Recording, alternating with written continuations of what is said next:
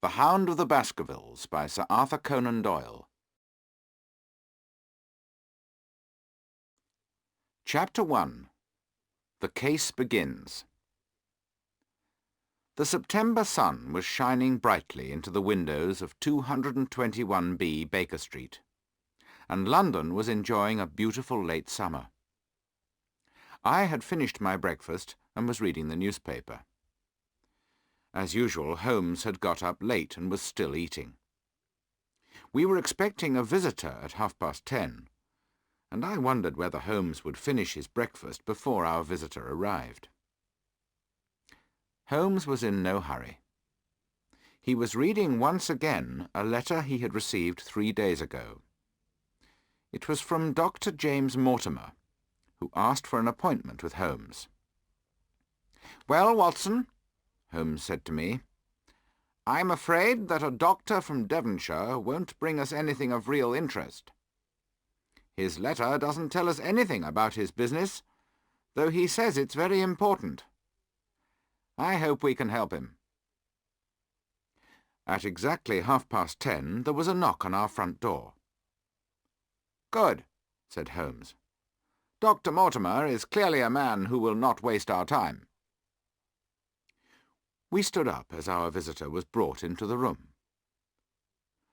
"Good morning, gentlemen," he said. "I'm Dr. James Mortimer from Grimpen in Devonshire, and I think you must be Mr. Sherlock Holmes?" He shook hands with Holmes, who said, "How do you do, Dr. Mortimer? May I introduce my good friend Dr. John Watson, who helps me with my cases? I hope you will allow him to listen to our conversation." "Of course," said Mortimer, as he turned to me and shook hands. "I need your help very badly, Mr. Holmes. If it will be useful for Dr. Watson to hear what I have to say, please let him stay and listen." Mortimer did not look like a country doctor. He was very tall and thin. He had a long, thin nose. His grey eyes were bright, and he wore gold glasses. His coat and trousers were old and worn. His face was young, but his shoulders were bent like an old man's, and his head was pushed forward. He took some papers from his pocket and said, "Mr. Holmes, I need your help and advice. Something very strange and frightening has been happening." "Sit down, Dr. Mortimer," said Holmes, "and tell us your problem. I'll help you if I can."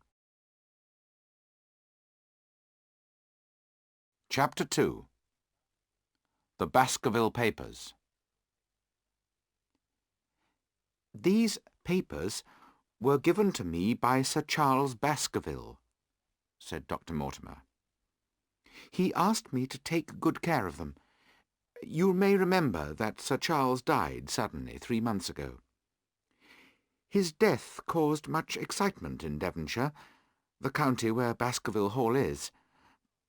Sir Charles was a sensible man, but he believed the story which is told in these papers." Dr. Mortimer went on. "The story is about the Baskerville family. I have come to see you because I need your help. I think that something terrible is going to happen in the next 24 hours. But you can't help me unless you know the story in these papers. May I read them to you?" "Please continue, Dr. Mortimer," said Holmes, and sat back in his chair with his eyes shut. Mortimer began to read in his high, rather strange voice. "I, William Baskerville, write this for my sons in the year 1742. My father told me about the Hound of the Baskervilles. He told me when it was first seen, and I believe his story was true. I want you, my sons, to read this story carefully. I want you to know that God punishes those who do evil. But never forget that he will forgive those who are sorry for any evil they have done. 100 years ago, in 1640, the head of the Baskerville family was Sir Hugo Baskerville. He was a wild and evil man. He was cruel and enjoyed hurting people. Sir Hugo fell in love with the daughter of a farmer who was a neighbour of his. The young woman was afraid of the evil Hugo and avoided him. One day Hugo heard that her father and brothers were away. He knew that she would be alone. So he rode to the farm with 5 or 6 of his evil friends. They made the girl go back to Baskerville Hall with them, and locked her in a room upstairs. Then they sat down in the great dining hall to drink.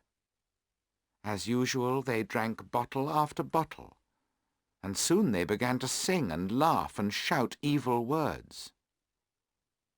The girl upstairs, who was already very frightened, felt desperate when she heard the terrible things they were shouting. So she did a very brave thing. She opened the window, climbed out of the room and down the ivy on the wall. Then she started to run across the moor towards her home. A little while later, Hugo left his friends and went upstairs to the room to take her some food and drink. When he found an open window and an empty room, he behaved like a man who was mad. He ran down the stairs. He screamed that he would give himself to the devil if he caught the girl before she reached home. Some of Hugo's drunken friends told him to let the hounds chase her, and so he ran from the house and unlocked the dogs. Then he jumped onto his black horse and rode off over the moor with the hounds running and crying around him. Hugo's friends fetched their horses and followed him. There were 13 of them. After a mile or two they passed an old farmer, and asked him if he had seen Sir Hugo and the hounds. The man looked half mad with fear, and spoke with difficulty. He said that he had seen the girl and the hounds running close behind her. Sir Hugo had been riding just behind the hounds. "But I have seen more than that," the old man said. "Behind Sir Hugo, I saw a huge and terrible hound running silently. May God keep me safe from that hound of hell." The 13 men laughed at the old man and rode on. But their laughter soon stopped when they saw Sir Hugo's horse running wildly towards them without a rider. The 13 men moved closer together as they rode on. They were suddenly afraid. Over the moor they went, until at last they caught up with the hounds. Everyone in the county knew that the Baskerville hounds were brave and strong. But now they were standing at the head of a deep valley in the moor with their ears and tails down. They were very frightened. Hugo's friends stopped. Most of them would not go on, but 3 were brave enough to go down into the valley. The valley had a wide, flat floor. In the middle of the flat ground stood 2 great stones. They had stood there for thousands of years. The moon was shining brightly on the great stones, and between them on the flat ground lay the girl. She had fallen there, dead of fear and exhaustion. Sir Hugo's body was lying near her. But it was not the sight of Sir Hugo or the girl that filled the men with fear. It was the sight of the huge animal that was standing over Sir Hugo. Its teeth were at his throat. It was a great black creature that looked like a hound, but it was larger than any hound they had ever seen. As they watched, it tore out Hugo Baskerville's throat. Then it turned towards them. Its eyes were burning brightly. Its body shone with a strange light. Blood ran from its mouth. The men screamed and kicked their horses. They rode back up the valley as fast as they could go. Later that night, one died from the horror he had seen. The other two were mad for the rest of their lives. That was the first time the Hound appeared, my sons. It has been seen many times since then, and many of the Baskervilles have died in strange and terrible ways. Because of this, I warn you not to cross the moors at night. The devil finds it easy to do his work when the world is dark.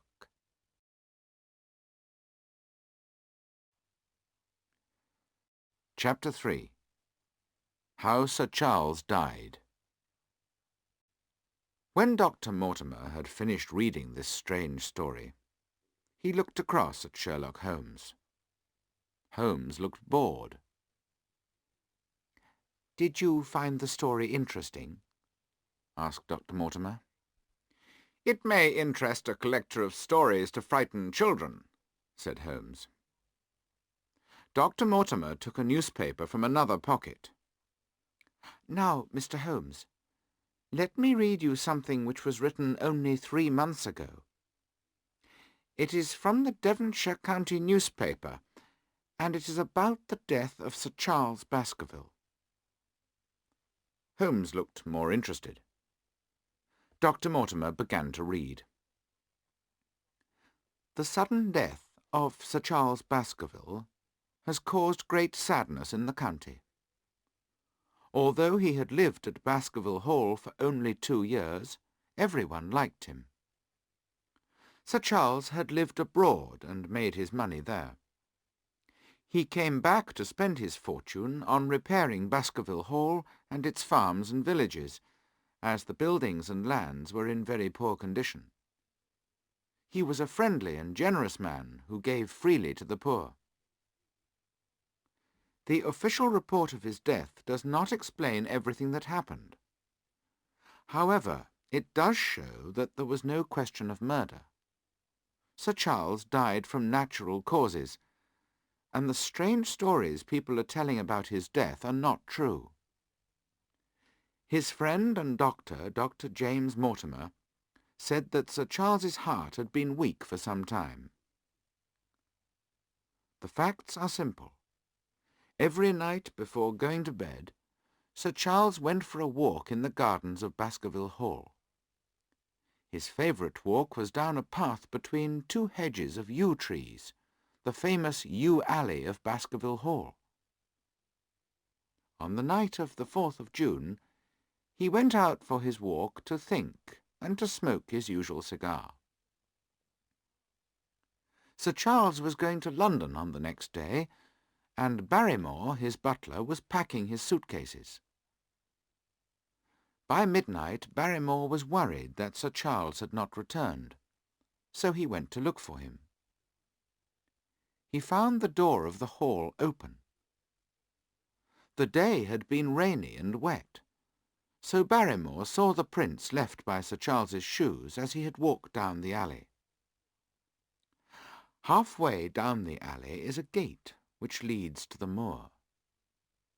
There were signs that Sir Charles had stood there for some time. Barrymore followed the footprints to the far end of the alley, and there he found Sir Charles's body. Barrymore reported something interesting about the footprints. He said that they changed between the moor gate and the end of the alley. As far as the moor gate, there was a whole footprint for each of Sir Charles's steps. After he passed the gate, only toe prints could be seen. Barrymore thought Sir Charles had walked on his toes. A man called Murphy, who buys and sells horses, was not far away at the time of Sir Charles's death. He had been drinking a lot of beer, but he says he heard cries. He's not sure where they came from.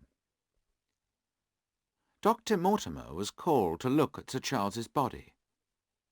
There were no signs that Sir Charles had been murdered, but Dr. Mortimer did not recognize his friend's face.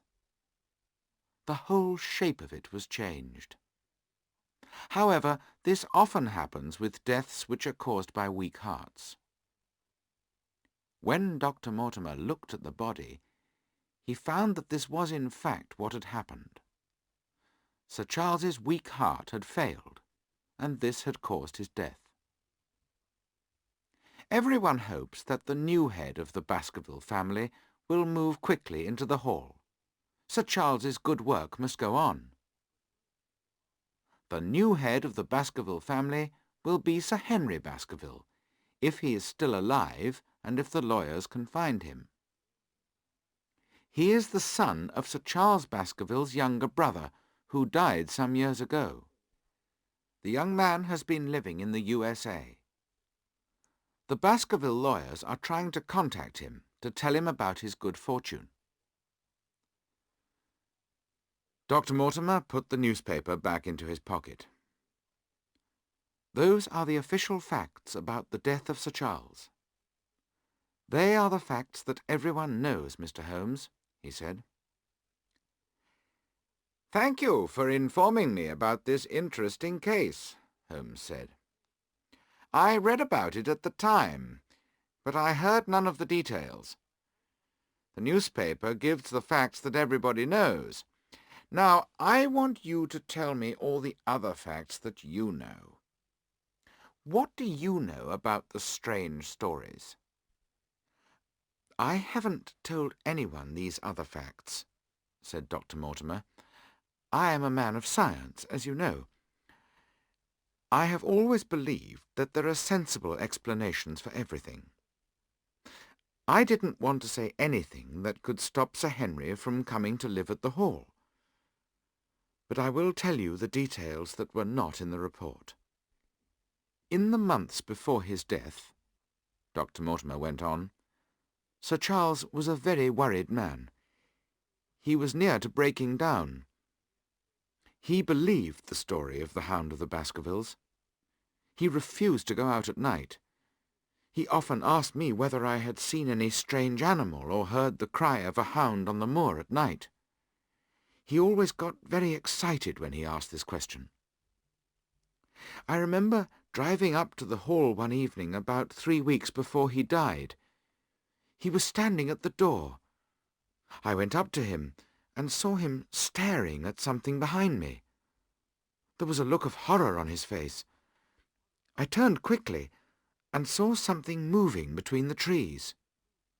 It looked like a small black cow. He was so frightened that I went to look for the animal. It had disappeared, but Sir Charles was very worried. I stayed with him all the evening. It was then he gave me the old papers I have read to you. What I saw that evening may be important when you consider what happened on the night of his death. When Barrymore, the butler, found Sir Charles's body, he sent someone to fetch me. I checked all the facts. I have just read them to you, and they are all true. But Barrymore said one thing that was not true. He said that there were no other prints on the ground around the body. He did not notice any, but I did. They were not close to the body, but they were fresh and clear. Footprints? Asked Holmes. Yes, footprints, said Mortimer. A man's or a woman's? Asked Holmes. Dr. Mortimer looked at us strangely for a moment. His voice became a whisper as he answered. Mr. Holmes, they were the footprints of a huge hound.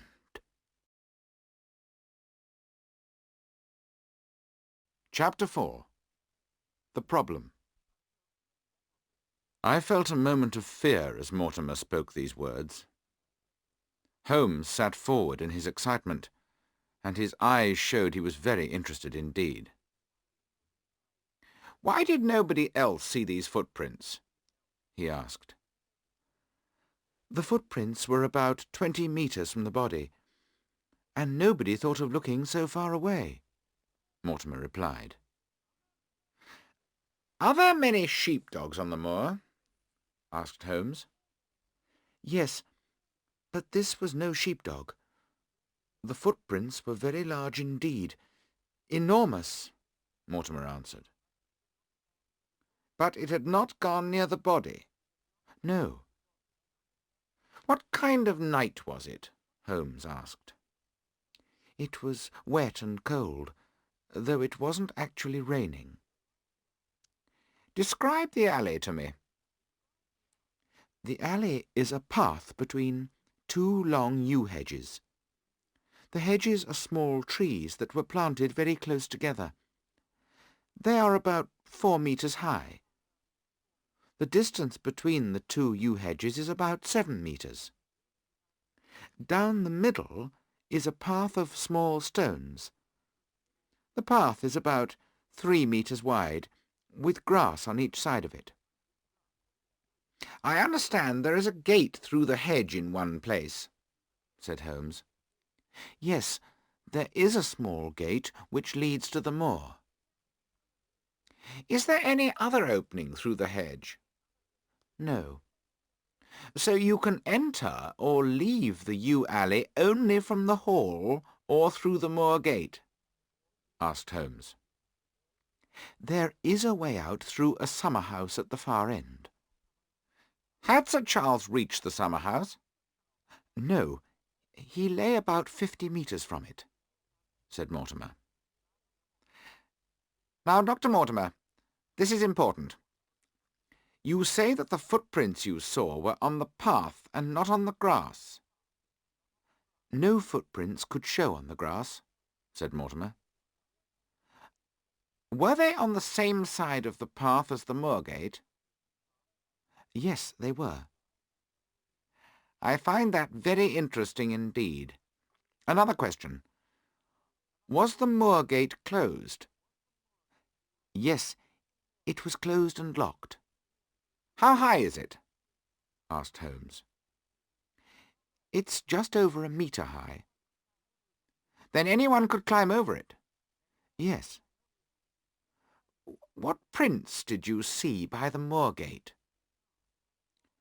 "Sir Charles seems to have stood there for 5 or 10 minutes, said Mortimer.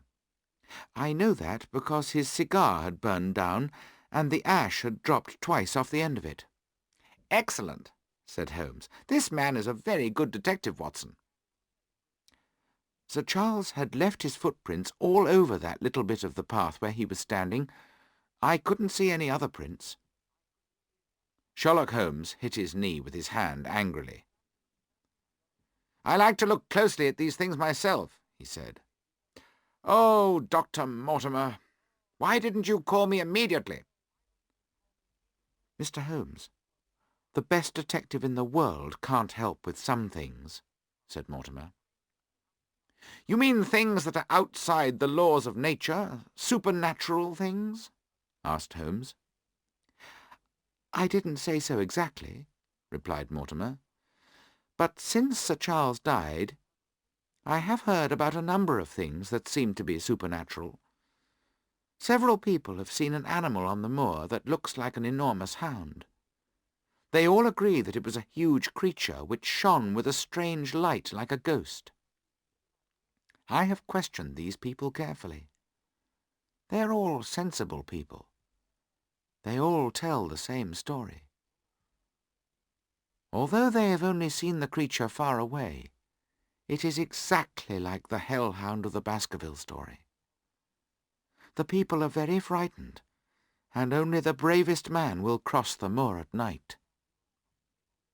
"And you, a man of science, believe that the creature is supernatural, something from another world?" asked Holmes.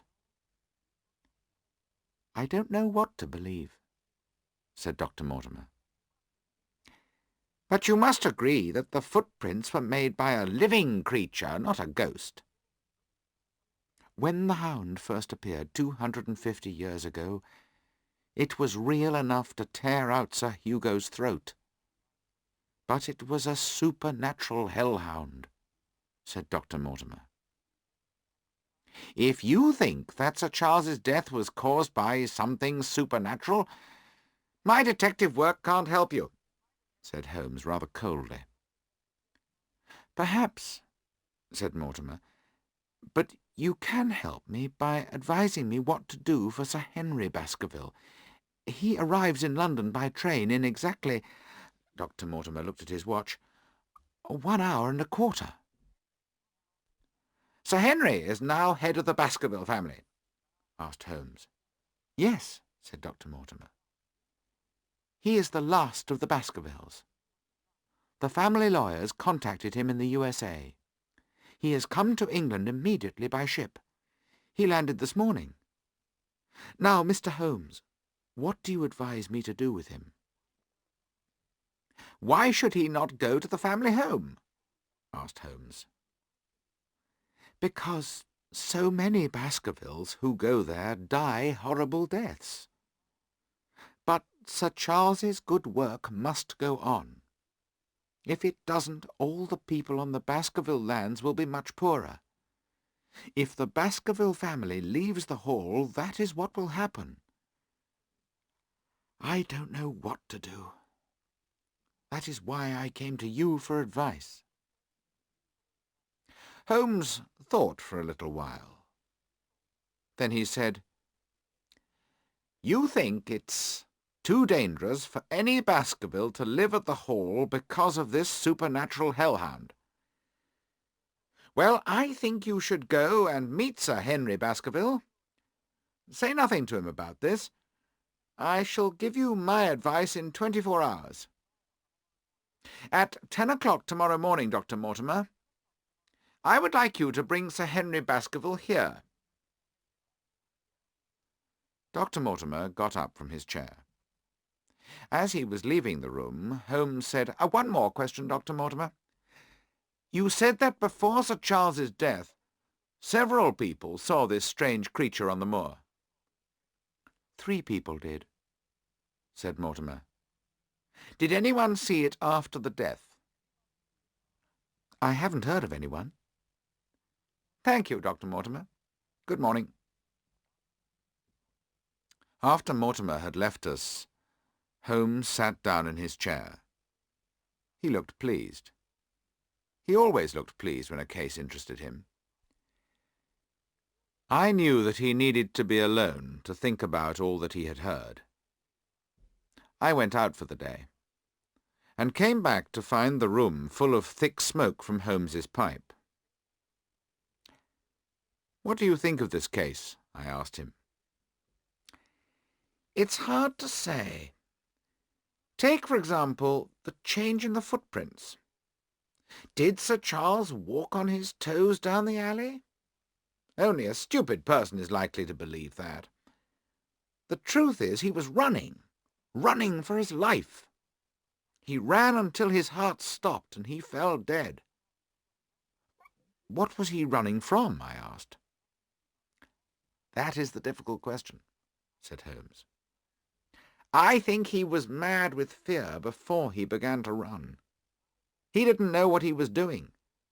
That explains why he ran away from the house instead of towards it. He was running away from help. The next question. Who was he waiting for that night? And why was he waiting in the yew alley and not in the house? You think he was waiting for someone? Sir Charles was old and unwell. We can understand why he took a walk each evening. But why did he stand in the cold on wet ground for 5 or 10 minutes? Dr. Mortimer cleverly noted the cigar ash, so we know how long Sir Charles stood there. We know that he kept away from the moor, so it's unlikely that he waited at the moor gate every evening. I am beginning to understand some things, Watson. but I'll think no more about it until we meet Dr. Mortimer and Sir Henry Baskerville in the morning.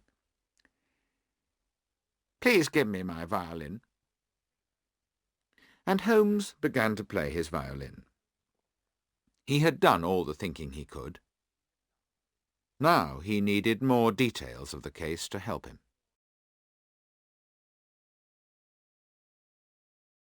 Chapter 5. Sir Henry Baskerville. Dr. Mortimer and Sir Henry Baskerville arrived at exactly 10 o'clock the following morning. Sir Henry was a small, healthy, well-built man.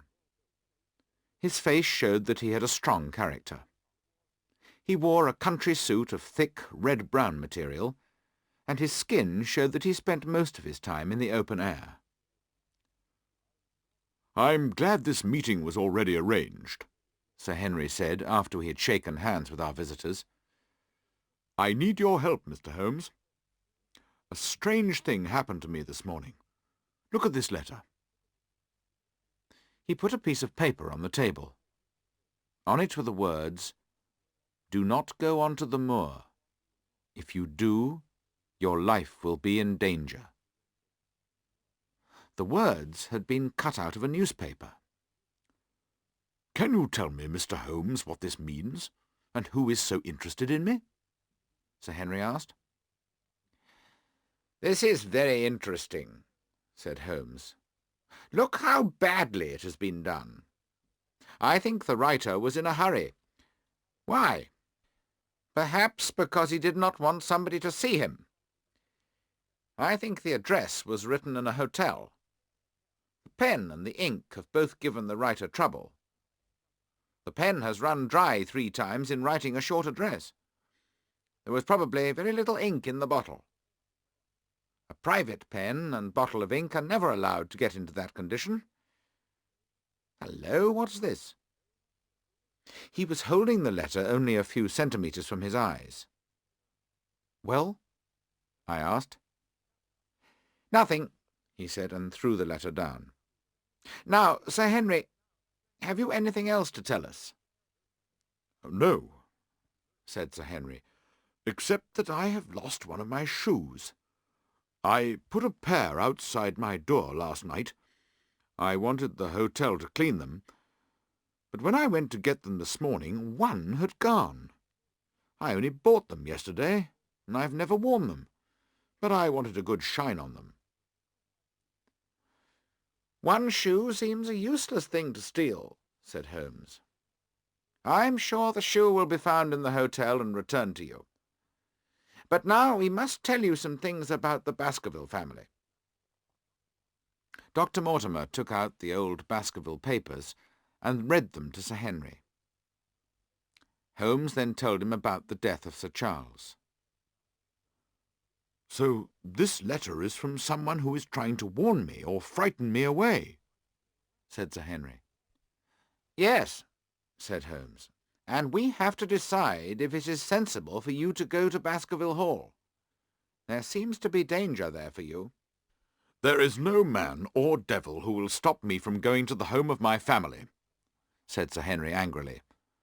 "I want some time to think about what you have told me. Will you and Dr. Watson join me for lunch at my hotel in 2 hours' time? By then I'll be able to tell you what I think." Dr. Mortimer and Sir Henry said good-bye and decided to walk back to their hotel.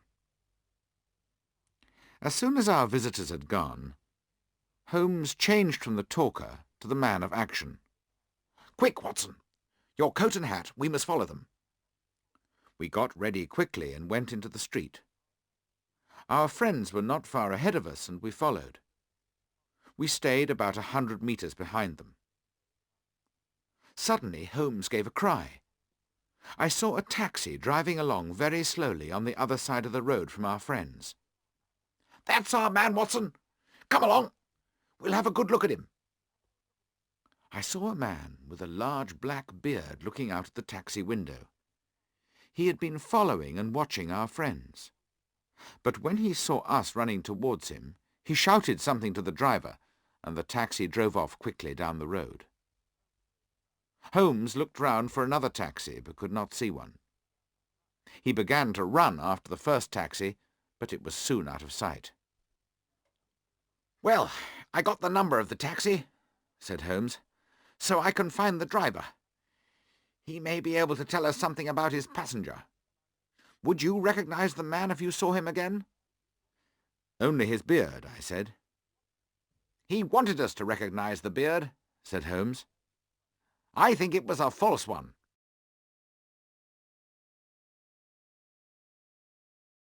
Chapter 6. More Mystery. Later we went on to Sir Henry's hotel. He was pleased to see us, but rather angry because another of his shoes had disappeared. This time it was one shoe of an old pair. I could see that Holmes found this both interesting and strange. He thought about it for a few moments, but said nothing, except that he did not understand why a second shoe had been stolen.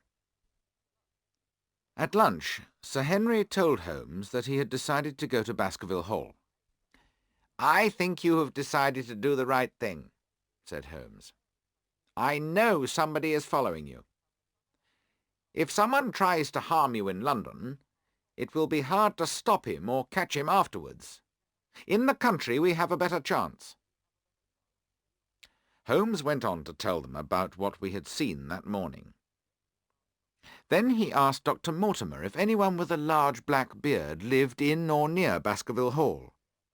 "Yes," said Dr. Mortimer. "Barrymore, Sir Charles's butler, has a black beard." "We must check whether Barrymore is in London or at Baskerville Hall," said Holmes. "I shall send a telegram to Barrymore at the Hall, which will say, 'Is everything ready for Sir Henry?' Then I'll send another telegram to the local post office.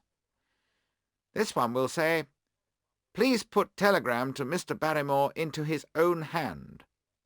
If he is away, please return telegram to Sir Henry Baskerville.' I'll give your address at this hotel. We shall know before evening whether Barrymore is in Devonshire or not." "Barrymore and his wife have a very fine home and nothing to do while the family is not living in the Hall," said Sir Henry. "That's true," said Holmes. "Did the Barrymores receive anything from Sir Charles's will? And did they know that they would get some money when he died?" "Yes," said Dr. Mortimer. "They each received £500, and Sir Charles told everyone what he had written in his will." "That's very interesting," said Holmes. "I hope you don't suspect everyone who got something from the will," said Dr. Mortimer. "I received £1,000. "Indeed," said Holmes. "And who else received money?" "A lot of people received a little money. He gave a lot of money to a number of hospitals. The rest all went to Sir Henry, who received £740,000. "I had no idea it was so much," said Holmes in surprise. "The Baskerville lands are worth about £1,000,000, Dr. Mortimer said. "Dear me," said Holmes. "A man could kill for that much. One more question. If something happened to our young friend here, who would get Baskerville Hall and all its lands?" "Well, as you know, Sir Charles had two brothers. Sir Henry is the only son of Sir Charles's younger brother. The youngest brother of the three, Roger, was a criminal. The police wanted him, so he had to leave England. They say he looked exactly like the family picture of old Sir Hugo, who first saw the Hound. He was the same kind of man, too. He went to South America, where he died of a fever. So, if Sir Henry died, Baskerville Hall would go to James Desmond, who is a cousin of the Baskervilles. James Desmond is an old man who lives in the north of England. His life is very simple, and he would not want to be rich." "Thank you, Dr. Mortimer," said Holmes. "Now, Sir Henry, I agree that you should go to Baskerville Hall as quickly as possible. But you must not go alone. I myself cannot leave London at the present time. I'm working on another case. I'm trying to save one of the most important men in England from a difficult situation. I hope my friend Watson will go with you. If there is danger, you could not have a better man by your side." Sir Henry and I were both very happy with this idea, so we arranged to travel to Devonshire on the following Saturday. Just as we were leaving Sir Henry's room, he gave a cry and got down on his knees by the table. "Here's my brown shoe that was lost," he said, reaching under the table. "That's very strange," said Dr. Mortimer. "We both searched the room before lunch, and it wasn't under the table then." None of the people who worked at the hotel could explain how the shoe had got back into the room. So we had another mystery. On the way back to Baker Street in the taxi, Holmes sat thinking deeply. All through the afternoon and the evening he went on thinking silently and smoking pipe after pipe. Just before dinner, a telegram arrived. It was from Sir Henry and said, "Have just heard that Barrymore is at the Hall." "So we don't have the answer to the mystery of the man with the beard," said Holmes. "But perhaps we shall soon have an answer to another question." At that moment the doorbell rang. It was the driver of the bearded man's taxi. "I got a message that you wanted to see me," said the driver. "I hope there's nothing wrong." No, my good man," said Holmes. "In fact, I'll give you some money if you can answer my questions clearly. Tell me all about the man in your taxi this morning.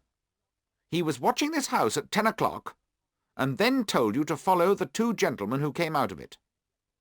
The taxi driver was surprised at how much Holmes seemed to know. He answered, "The man told me that he was a detective, and that I should say nothing about him to anyone." "This is a serious business," said Holmes, "and you will be in trouble if you try to hide anything. What can you tell me?" "The man told me his name," said the driver. Holmes looked like a man who has just won an important game. "That was not very clever of him," he said. "What was his name?" "His name," said the taxi driver, "was Sherlock Holmes." I have never seen my friend look more surprised. Then he laughed loudly. "Tell me where he got into your taxi and everything that happened." We already knew most of what the taxi driver told us. But we learned that after we had lost sight of the taxi, it had gone to Waterloo Station, where the man had caught his train. The taxi driver said that the man was well dressed and had a black beard and pale face. He was about 40 and not very tall. The driver did not know the colour of the man's eyes. Holmes gave the man £1 and sent him away. Then he said, "We have a very clever enemy, Watson. He is winning the game at the moment. We have no answers at all to the strange things that have happened in London. I hope you are more successful at Baskerville Hall, but I am not happy about sending you there. There is too much danger in this case."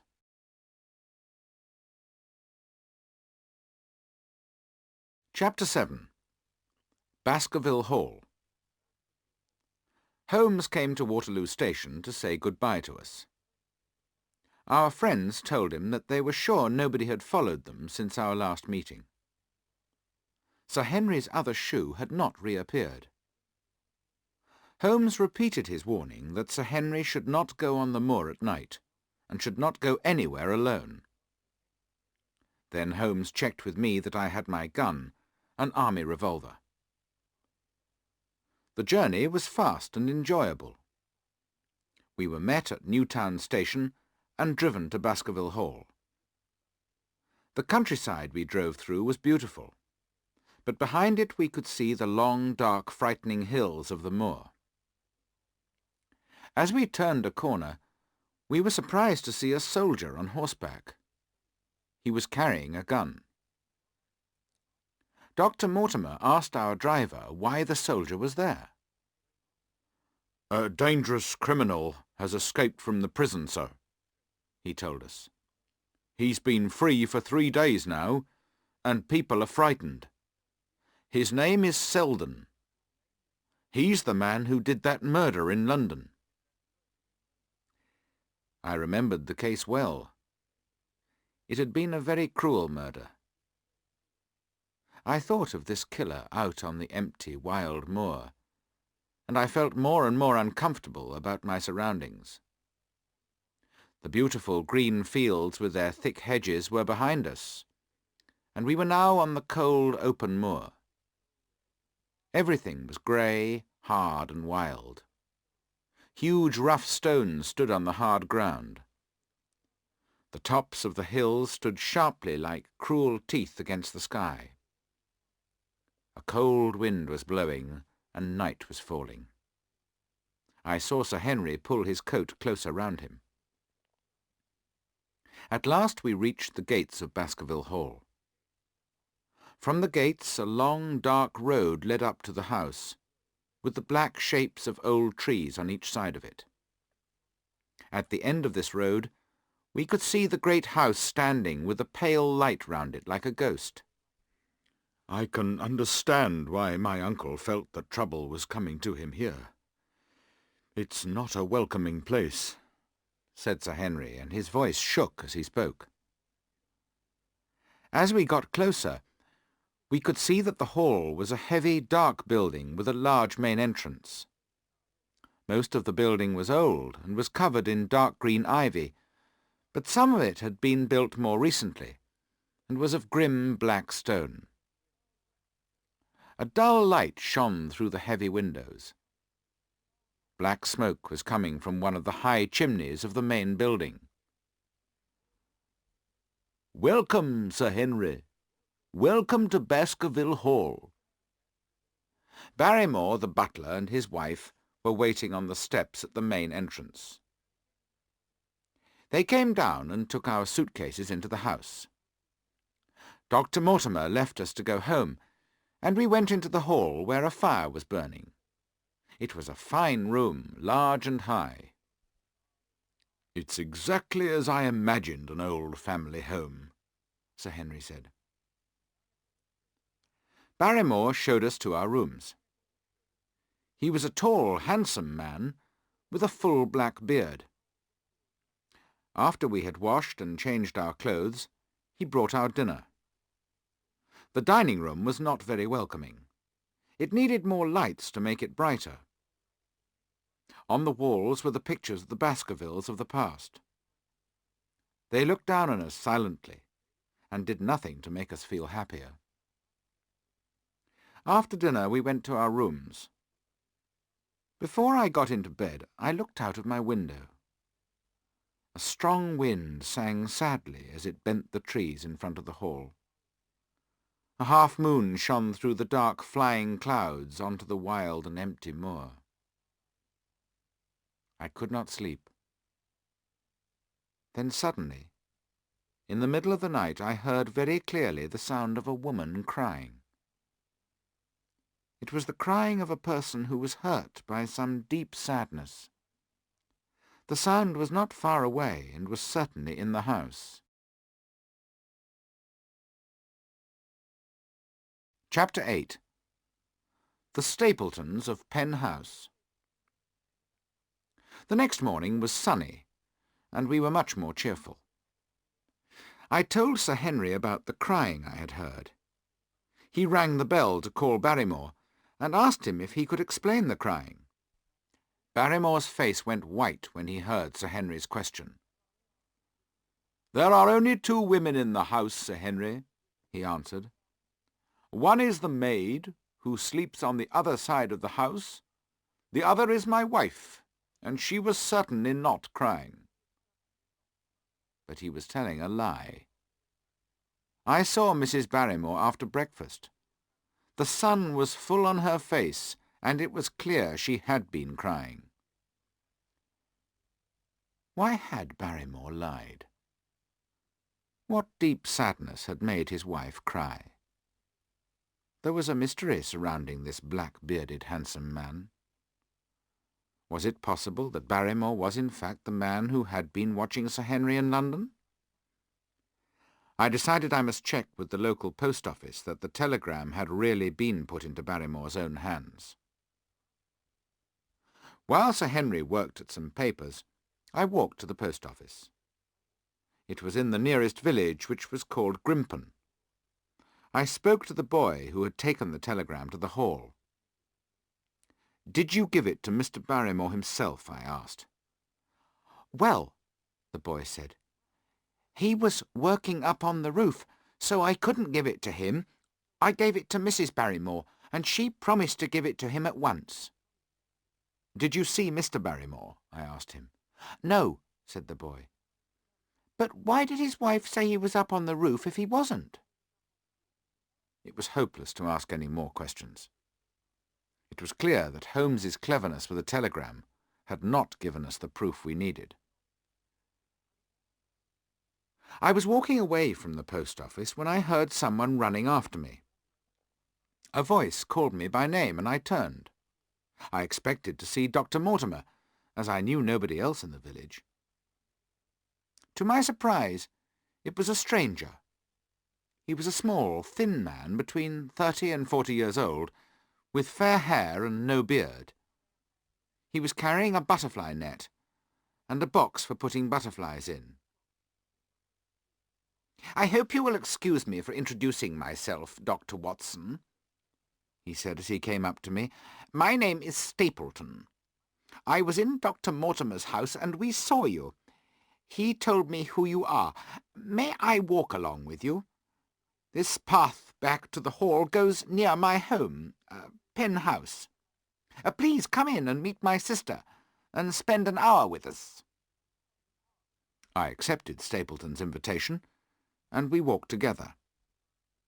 "I know that you are a close friend of Sherlock Holmes," said Stapleton. "Has Mr. Holmes any ideas about Sir Charles's death?" "I'm afraid I can't answer that question," I said. "Will Mr. Holmes visit us himself?" he asked.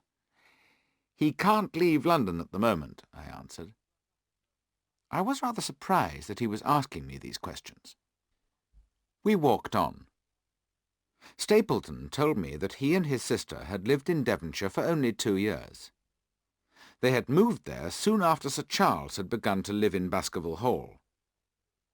He also talked about the moor and how it interested him. He told me to look across the moor to a place which was a bright green colour. "That is the Great Grimpen Marsh," he said. "If animals or men go into the marsh, they will sink into it and die. But I can find my way to the very centre of it. Look, there is another of those poor horses." Something brown was fighting to get out of the bright green of the marsh. Then a terrible cry came across the moor. The horse's head and neck disappeared under the green. "It's gone," Stapleton said. "The marsh has caught and killed it. That often happens. It is an evil place, the Great Grimpen Marsh." "But you say you can go safely in and out of it," I asked him. "Yes, there are a few paths, and I have found them. The low hills you can see are like islands surrounded by the marsh. That is where I can find the unusual plants and butterflies. And that's why I found my way through the marsh."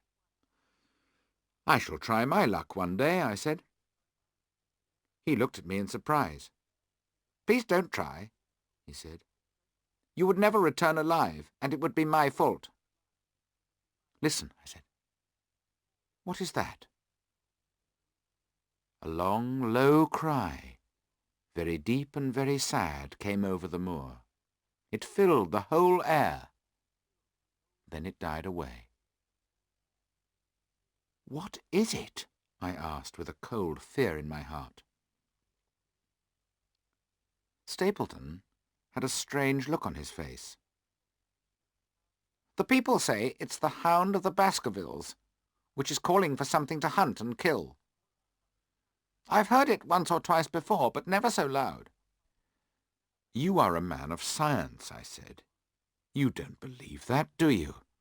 Isn't there a natural explanation for the sound? A marsh makes strange noises sometimes. It is the water and the wet ground moving. But that was the voice of a living creature, I said. Well, perhaps it was. There are some very unusual birds on the moors. It was most probably the cry of one of those. At that moment a small butterfly flew across the path in front of us. "Excuse me, Dr. Watson," shouted Stapleton, and ran off to try to catch the butterfly. He ran quickly and followed the butterfly onto the marsh, but he knew exactly where he could go and was not in any danger. As I watched him, I heard the sound of steps behind me. I turned and saw a woman near me on the path. I was sure she was Miss Stapleton. She was very beautiful. She was dark and tall with a lovely face. Before I could say anything, she said, "Go back. Go straight back to London immediately. I cannot tell you why, but please do what I ask you and never come near the moor again. But my brother is coming. Not a word to him." Stapleton had caught the butterfly and was walking back to us. "Hello, my dear," he said to his sister, but it seemed to me that his voice was not completely friendly. "I see that you two have already introduced yourselves." "Yes," she said. "I was telling Sir Henry that it was rather late in the year for him to see the true beauty of the moor." "I am sorry," I said. "You have made a mistake. I am not Sir Henry. I am a friend who is visiting him, and my name is Dr. Watson." Miss Stapleton was clearly angry with herself. "I'm sorry," she said. "Please forget what I said. But do come with us to our house." The house was lonely and rather grim. I wondered why the two of them had come to live so far away from anyone else.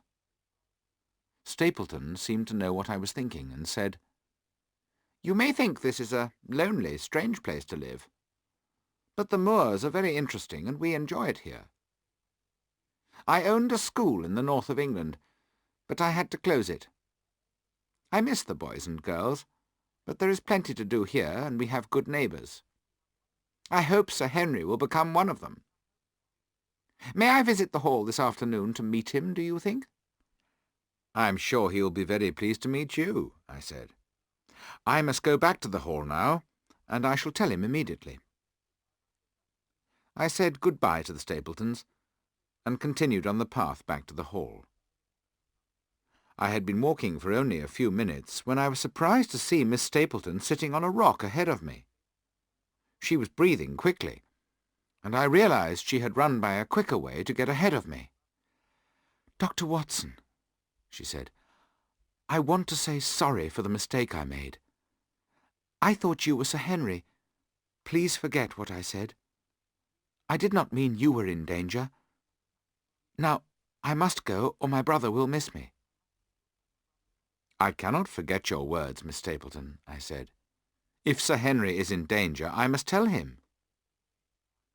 "You know the story of the Hound?" she asked me. "Yes, but I do not believe it," I replied. "But I think it's true," she said. "Please persuade Sir Henry to leave this place. So many of his family have died here mysteriously. He must not put his life in danger by staying here." "Sir Henry won't leave this place without a real reason," I said. "I can't give you a real reason. I don't know anything for certain." "One more question, Miss Stapleton," I said. "The story of the Hound is well known. Why didn't you want your brother to hear what you said?" "My brother wants the head of the Baskerville family to live in the hall," she said. "He wants Sir Henry to continue the good work that Sir Charles began. He doesn't want Sir Henry to go and live in another place. So he doesn't want me to talk about the Hound. I must go now, or my brother will guess I have been speaking to you. Goodbye." She turned and went back towards her house, and I walked on to Baskerville Hall.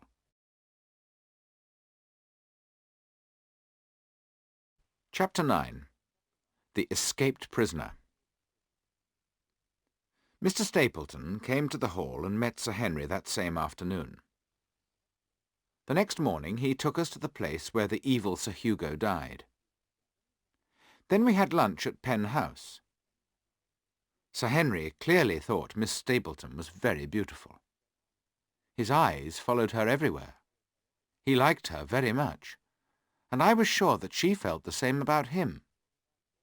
He spoke about her again and again as we walked home. After the first meeting, we met the Stapletons almost every day. After a short time, it was clear that Sir Henry had fallen deeply in love with the beautiful Miss Stapleton. At first I thought that Stapleton would be very pleased if his sister married Sir Henry. However, I soon realized that he did not want their friendship to grow into love. He did everything he could to make sure that they were never alone. On 1 or 2 occasions they did manage to meet alone, but Stapleton followed them and was not pleased to see them together. I soon met another neighbour of Sir Henry's. His name was Mr. Frankland, and he lived about 4 miles to the south of the hall. He was an old man with a red face and white hair. He had 2 hobbies. The first was arguing. He argued with everybody. The second hobby was studying the stars. For this he had a very big telescope. For several days he had been watching the moor through the telescope. He wanted to find Selden, the escaped murderer. Nobody had seen the prisoner for a fortnight, and we all thought that he had probably left the moor. A few nights later I was woken by a noise at about 2 in the morning. I heard someone walking softly outside my door. I got up, opened the door, and looked out. I saw Barrymore moving carefully and quietly away from me. I followed him as quietly as I could. He went into one of the empty bedrooms and left the door open. I went quietly up to the door and looked inside. Barrymore was standing at the window. He was holding a light in his hand and looking out onto the moor. He stood without moving for a few minutes, and then he put out the light. I went quickly back to my room. A few minutes later, I heard Barrymore go softly by. The next morning I told Sir Henry what I had seen. "We must follow him and find out what he is doing," said Sir Henry. "He won't hear us if we move carefully." That night we sat in Sir Henry's room and waited. At about 3 o'clock in the morning, we heard the sound of footsteps outside the bedroom. We looked out and saw Barrymore. We followed him as quietly as we could. He went into the same room as before. We reached the door and looked in. There was Barrymore, with the light in his hand, looking out across the moor, exactly as I'd seen him on the night before. Sir Henry walked into the room and said, "What are you doing here, Barrymore?" Barrymore turned round quickly, surprise and horror on his face. "Nothing, sir," he said. The shadows on the wall from his light were jumping up and down as his hand shook. "It was the window, sir. I go round at night to see that they are closed, and this one wasn't shut." "Come now, Barrymore," said Sir Henry. "No lies. What were you doing with that light? You were holding it up to the window." I suddenly had an idea. "I think he was sending a message," I said. "Let's see if there's an answer from someone on the moor." I held the light up to the window and looked out into the darkness. Suddenly a light answered from the moor. "There it is!" I cried. I waved my light backwards and forwards across the window. The light on the moor answered by moving in the same way. "Now, Barrymore, Who is your friend on the moor? What's going on?" "That's my business," said Barrymore. "I won't tell you." "Are you making some criminal plan against me?" Sir Henry said. "No, it's nothing against you, sir," said a voice from behind us. It was Mrs. Barrymore. She had followed us and was standing at the door. "He's doing it for me. My unhappy brother is cold and hungry on the moor. We cannot let him die. Our light is to tell him that food is ready for him. His light shows us where to take it." "Then your brother is—" began Sir Henry. "The escaped prisoner, sir. Selden, the murderer. He is my younger brother.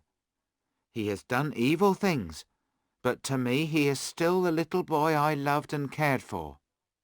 I had to help him. Everything my husband has done has been for me. Please don't take his job from him. It's not his fault." Sir Henry turned to Barrymore and said, "I cannot blame you for helping your wife. Go to bed, and we'll talk about this in the morning." The Barrymores left us. "The murderer is waiting out there by that light," said Sir Henry. "He's a danger to everyone. I'm going to catch him. If you want to come with me, Watson, fetch your revolver, and let's go." We left the hall immediately.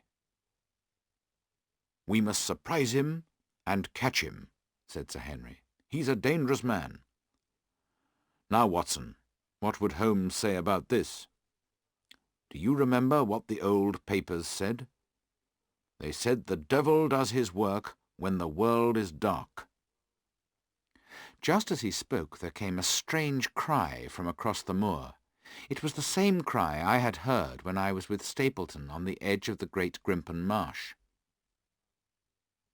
"What is that noise?" asked Sir Henry. He stopped and put his hand on my arm to hold me back. "I've heard it before," I said. "Stapleton says it's the cry of a bird." "Watson," said Sir Henry, his voice shaking, "it is the cry of a hound. What do the local people say it is?" "They say it is the cry of the Hound of the Baskervilles," I replied. "Can there possibly be some truth in the story?" said Sir Henry. "Am I really in danger from such an evil thing? I think I am as brave as most men, but that sound froze my blood. But we have come out to catch that prisoner, and the devil himself will not make me turn back." It was difficult to cross the moor in the dark, but at last we reached the light. It was standing on a rock. Suddenly an evil face, more like an animal than a man, looked at us from behind the rock. The escaped prisoner saw us and screamed as he turned to run. Sir Henry and I were both good runners and very healthy men, but we soon realized that we had no chance of catching Selden. He knew the way and was running for his life. Soon we had lost him in the dark, so we stopped and sat down, breathing heavily, to rest. At that moment, a very strange thing happened. The moon was low upon our right, and in its light we could see the top of a hill. On that hill, with the moon behind him, stood a tall, thin man. He was standing perfectly still. He was watching us. It was not Selden, who had been running away from that hill. This man was much taller. With a cry of surprise, I turned to Sir Henry. As I turned, the man disappeared. I wanted to go across to the hill and search for him, but we were tired, and I remembered that Sir Henry might be in danger. So we went back to Baskerville Hall. Who was the tall man I had seen standing against the moon? Was he an enemy or a friend who was watching over us? I wished more and more that Holmes could leave London and come to Baskerville Hall. I wrote to him every few days, and gave him the details of everything that happened and everyone I met.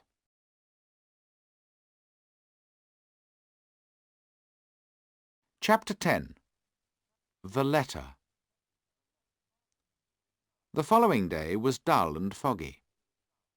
The hall was surrounded by heavy, low clouds, which opened now and then to show the grim, cold moor and its wet grey rocks.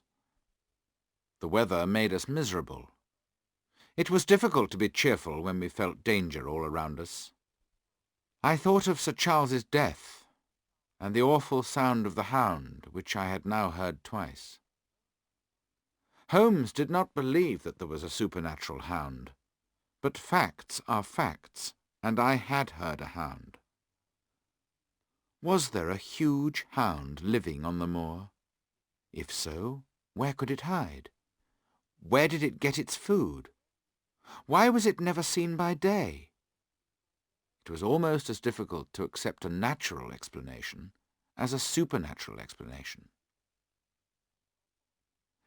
That morning Sir Henry and Barrymore argued about Selden, the escaped prisoner. Barrymore said that it was wrong to try to catch Selden. "But the man is dangerous," said Sir Henry. "He'll do anything. Nobody is safe until he is in prison again. We must tell the police." "I promise he won't break into any house," said Barrymore, "and he won't cause any trouble. In a few days he will catch a boat for South America. Please don't tell the police about him. If you tell the police, my wife and I will be in serious trouble." "What do you say, Watson?" asked Sir Henry, turning to me. "I don't think he will break into houses or cause trouble. If he did, the police would know where to look for him and would catch him. He's not a stupid man." "I hope you're right," said Sir Henry.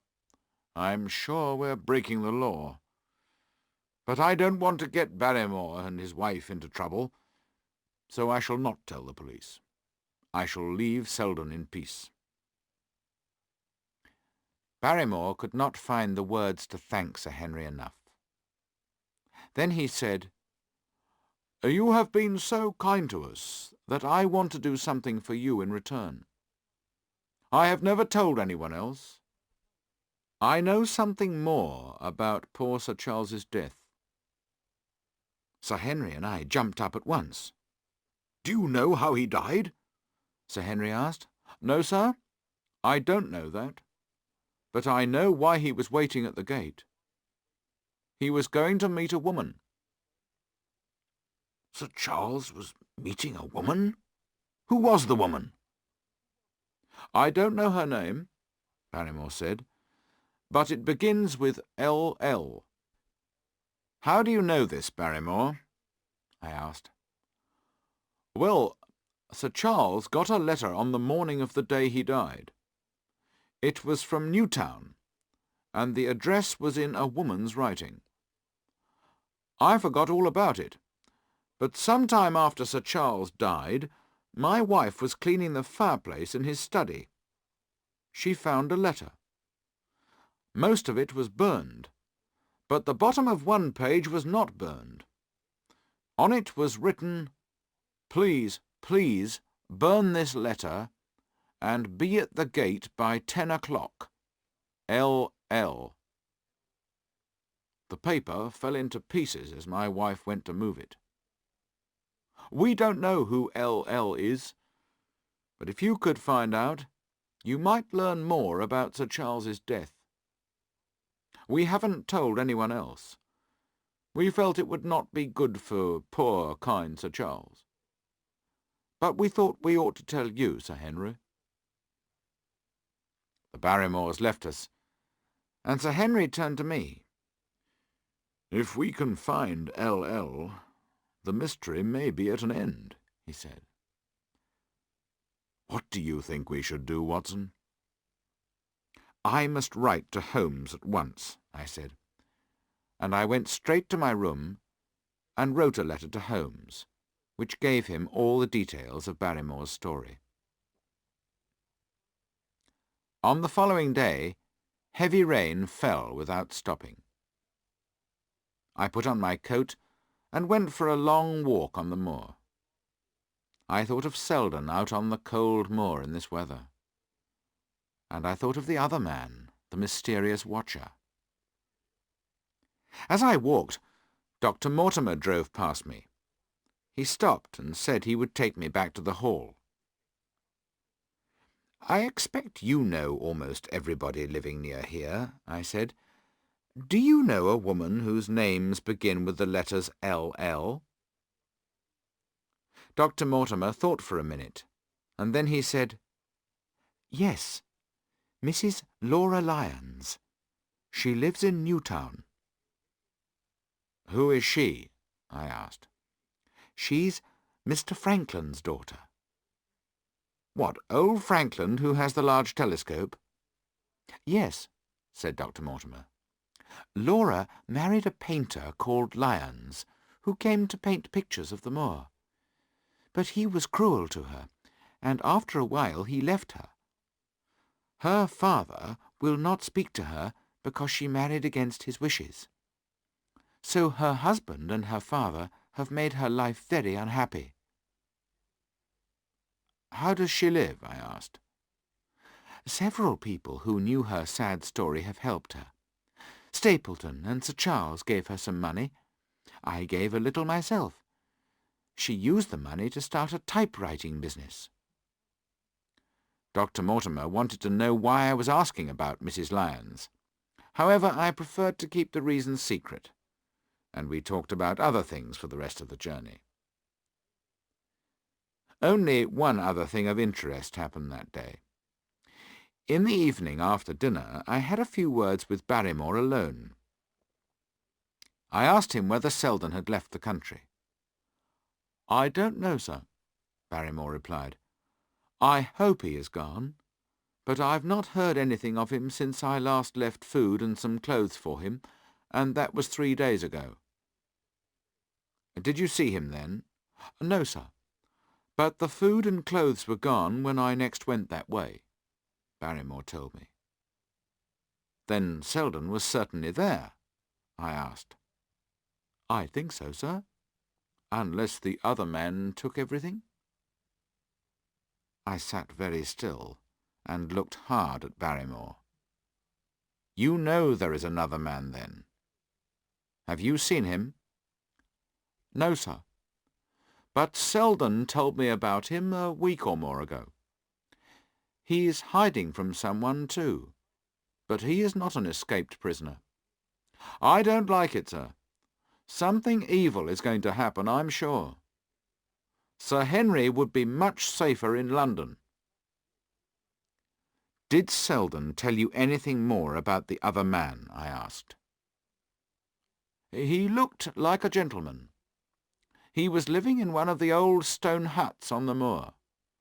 A boy works for him and brings him all the food and things he needs. That's all Selden told me." I thanked him, and he left me. I went to the window and looked out at the rain and the clouds. It was a wild night. I knew the huts Barrymore had spoken about. There were many of them on the moor. They had been built many hundreds of years ago by the people who lived on the moor. They would not keep a man warm and dry in bad weather. Selden could not choose to live anywhere else. But why did the other man live in such conditions? I sat and thought what I should do next. I decided I must try to find the man who had been watching us. Was he the enemy who had been following us since the very beginning in London? If he was, and I could catch him, perhaps our difficulties would be at an end. I also decided to hunt the man on my own. Sir Henry was still shaken by the terrible cry we had heard on the moor. I did not want to add to his troubles, or to lead him into more danger.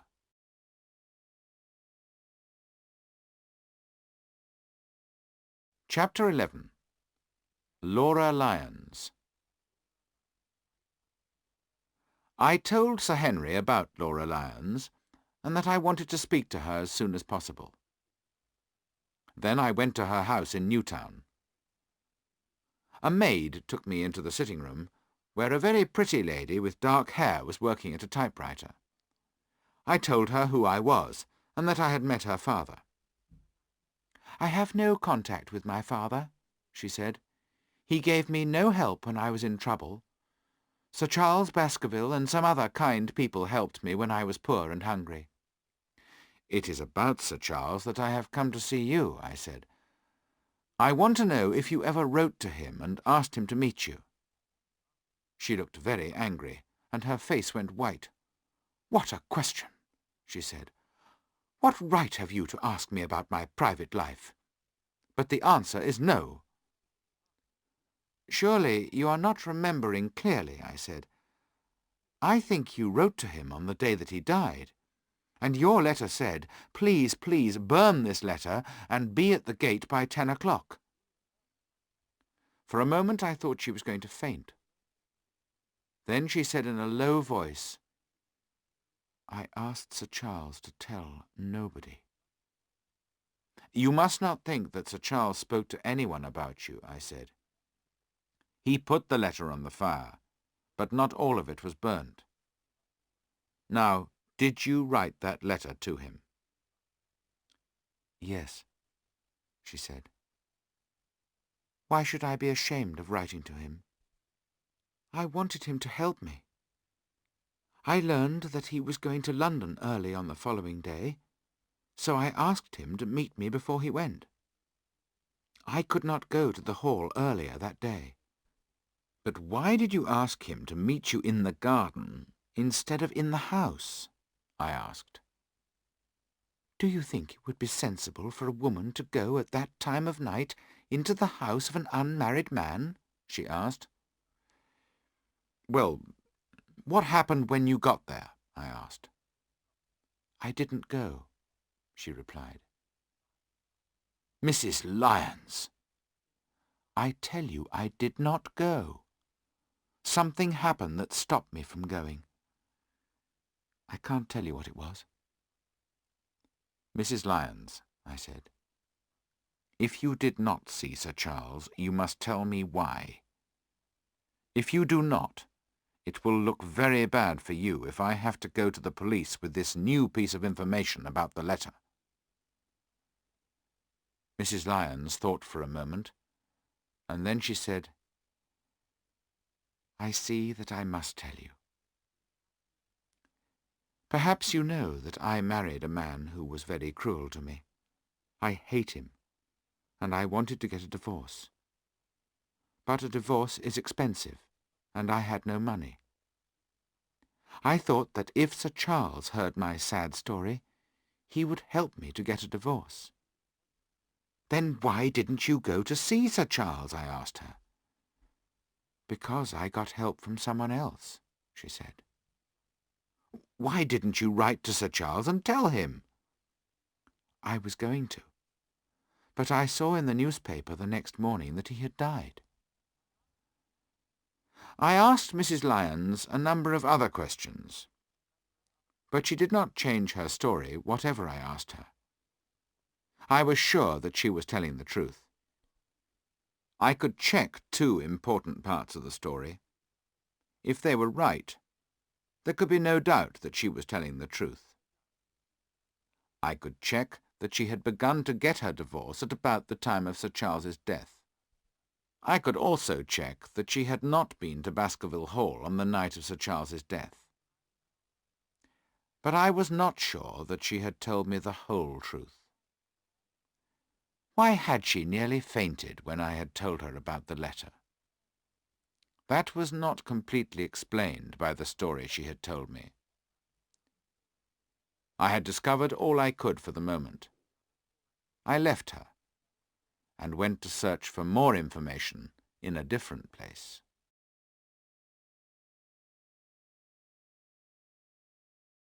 Chapter 12. The Man on the Moor. I drove out of Newtown and went to begin my search for the mysterious man on the moor.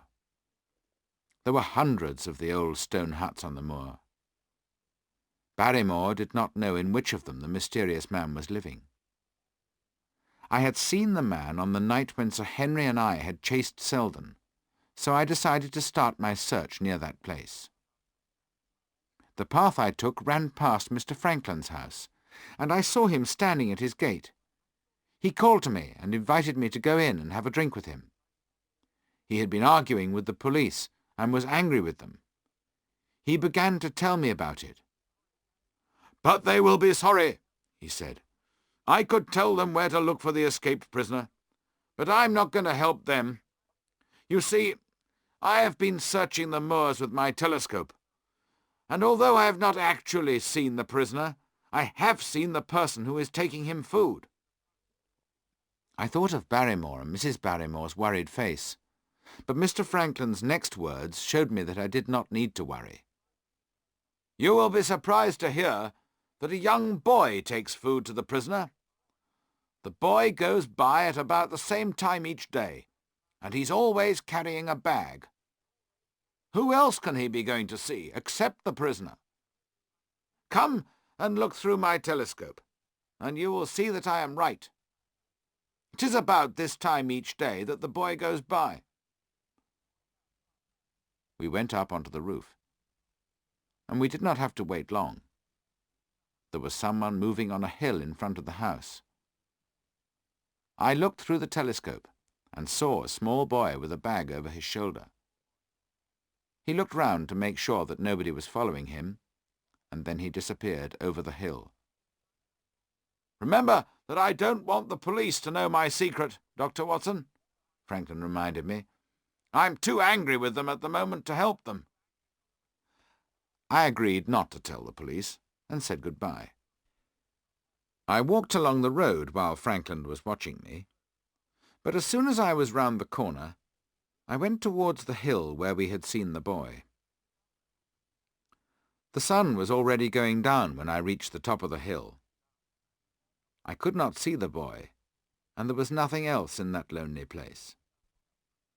Beneath me, on the other side of the hill, was a circle of old stone huts.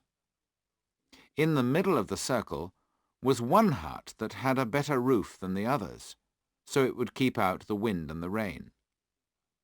This must be the place where the mysterious man was hiding. I would soon know his secret. As I walked towards the hut, I saw that someone had certainly been using it. A path had been worn up to the door. I took my revolver out of my pocket and checked that it was ready to fire. I walked quickly and quietly up to the hut and looked inside. The place was empty. But this was certainly where the man lived. As I looked round the hut, I knew that the mysterious man must have a very strong character. No other person could live in conditions as bad as these. There were some blankets on a flat stone where the man slept. There had been a fire in one corner. There were some cooking pots and a large bowl half full of water. In the middle of the hut was another large flat stone, which was used as a table, and on it was the bag the boy had been carrying. Under the bag I saw a piece of paper with writing on it. Quickly I picked up the paper and read what was written on it. It said, "Dr. Watson has gone to Newtown." I realized that the mysterious man had told someone to watch me, and this was a message from his spy. Was the man a dangerous enemy? Or was he a friend who was watching us to make sure we were safe? I decided I would not leave the hut until I knew. Outside, the sun was low in the sky. Everything looked calm and peaceful in the golden evening light. But I did not feel peaceful or calm. I felt frightened as I waited for the mysterious man. Then I heard footsteps coming towards the hut. As they came closer, I moved into the darkest corner of the hut. I did not want the man to see me until I had looked closely at him. The footsteps stopped, and I could hear nothing at all. Then the man began to move again, and the footsteps came closer. A shadow fell across the door of the hut. "It's a lovely evening, my dear Watson," said a voice I knew well. "I really think you will enjoy it more out here." Chapter 13. Too Late. For a moment or two I could neither breathe nor move. Then I felt my fear and unhappiness disappear, as I knew that I was no longer alone in my responsibility for Sir Henry. The dangers all around me did not seem so frightening. The cool voice could belong to only one man in the world. "Holmes!" I cried. "Holmes!" I went outside the hut, and there was Holmes. He was sitting on a stone, and his grey eyes were dancing with amusement. He was thin and worn, but bright and wide awake. His skin was brown from the wind and the sun, but his chin was smooth, and his shirt was white. He did not look like a man who had been living in the middle of the moor. "I have never been so glad to see anyone in my life," I said, "nor so surprised." "I am surprised too," Holmes said, as he shook me warmly by the hand. "How did you find me?" I told him about Frankland, and how I had seen the boy with the food. Holmes went into the hut and looked at the food, and at the note with it. "I guess that you have been to see Mrs. Laura Lyons," he said. And when I told him that he was right, he went on, "When we put together everything that each of us has discovered, I expect we shall know almost everything about this case." "But how did you get here?" I asked him. "And what have you been doing? I thought you had to finish your case in London." "That is what I wanted you to think," he said. "Then you have tricked me, and have no confidence in me," I said. I was upset and angry because he had not told me his plans. "I am sorry if it seems I have tricked you, my dear Watson. I did not want our enemy to know I was here, but I wanted to be near enough to make sure that you and Sir Henry were safe. You are a kind person, too kind to leave me alone out here in bad weather. Our enemy would guess I was here if he saw you coming out with food or with important news. You have been a very real help to me. Your letters with all their valuable information have been brought to me. You have done excellent work, and without you, I would not have all the important details I needed." Holmes's warm words of thanks made me feel much happier, and I saw that he was right. "That's better," he said, as he saw the shadow lift from my face. "Now, tell me about your visit to Mrs. Laura Lyons." I told Holmes everything Mrs. Lyons had said. "This is all very important," Holmes said. "It answers questions I have been unable to answer. Did you know that Mrs. Lyons and Stapleton are very close friends? They often meet, and they write to each other. Perhaps I can use this information to turn Stapleton's wife against him." "His wife?" I asked. "Who and where is she?" "The lady called Miss Stapleton, who pretends to be his sister, is really his wife," said Holmes. "Good heavens, Holmes, are you sure? But if she is his wife, why did Stapleton allow Sir Henry to fall in love with her?" "Sir Henry hurt nobody except himself when he fell in love with her. Stapleton took care that Sir Henry did not make love to her.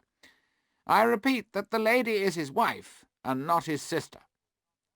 They came here only 2 years ago, and before that he owned a school in the north of England. He told you that, and you told me in your letter. I checked on the school, and found that the man who had owned it went away with his wife when the school closed. They changed their name, But the couple who were described to me were without doubt the Stapletons. But why do they pretend to be brother and sister? I asked. Because Stapleton thought that she would be very much more useful to him if she appeared to be a free woman. Suddenly I saw behind Stapleton's smiling face a heart with murder in it. So he is our enemy. He is the man who followed us in London. And the warning note to Sir Henry came from Miss Stapleton. Exactly, said Holmes. But if Miss Stapleton is really his wife, why is he a close friend of Mrs. Laura Lyons? Your excellent work has given us the answer to that question, Watson. When you told me that Mrs. Lyons was getting a divorce, I realized that she hoped to marry Stapleton. He told her that he was unmarried and that he wanted to make her his wife. When she learns the truth, she may decide to help us. We must go and see her tomorrow. One last question, Holmes, I said. What is Stapleton trying to do? Holmes dropped his voice as he answered. Murder. Cold-blooded murder. That is what Stapleton is trying to do. Do not ask me for details. I am about to catch him in a trap. There is only one danger, that he will act before I am ready. Another day, or perhaps 2, and I shall complete my case. Until then, you must guard Sir Henry very closely. You should be with him today. However, what you have discovered is very valuable. As he finished speaking, an awful scream, a long cry of pain and horror, broke the silence of the moor. The sound turned my blood to ice. "Oh, my God," I whispered. "What is that?" Holmes had jumped to his feet. "Where is it, Watson?" he whispered, and I could see that he was shaken by the scream. The hopeless cry came again, louder, nearer, and more terrible than before. With it came a new sound, deep and frightening. "The Hound!" cried Holmes. "Come, Watson, come! Great heavens! If we are too late—"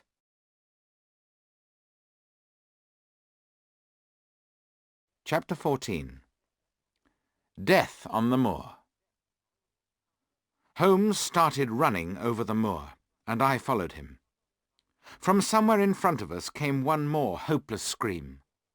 It was followed by the sound of something falling heavily. We stopped and listened. I saw Holmes put his hand to his head. "He has won, Watson. We're too late. I was mad not to act sooner. And you, Watson, look what happens when you leave the man I asked you to guard. But if the worst has happened, we shall see that Stapleton doesn't go free." We ran through the dark towards the place where the cries had come from. We reached a rocky edge from which a steep side fell away. Below us we saw the body of a man. He was lying with his face down on the ground. He had fallen on his head, which was bent under him, and his neck was broken. Holmes lit a match. We saw with horror the blood running out onto the ground from his head. We both remembered clearly the suit the man was wearing. It was a thick red-brown country suit. It was the suit Sir Henry had been wearing on the morning when we first met him in Baker Street. We saw it for a moment, and then the match went out. Our hearts turned sick and cold inside us. "The devil! The murderer! I shall never forgive myself for leaving Sir Henry alone," I whispered angrily. "It's more my fault than yours," said Holmes. "I have let this good man die because I was busy with the last details of my case. It is the greatest mistake I have ever made. But why did he come out onto the moor? I told him it would lead to his death. Now both Sir Henry and his uncle have been murdered. By heavens, clever as he is, I shall trap Stapleton before another day is past." With heavy hearts we stood on either side of the broken body. Then Holmes bent over the body and began to move it.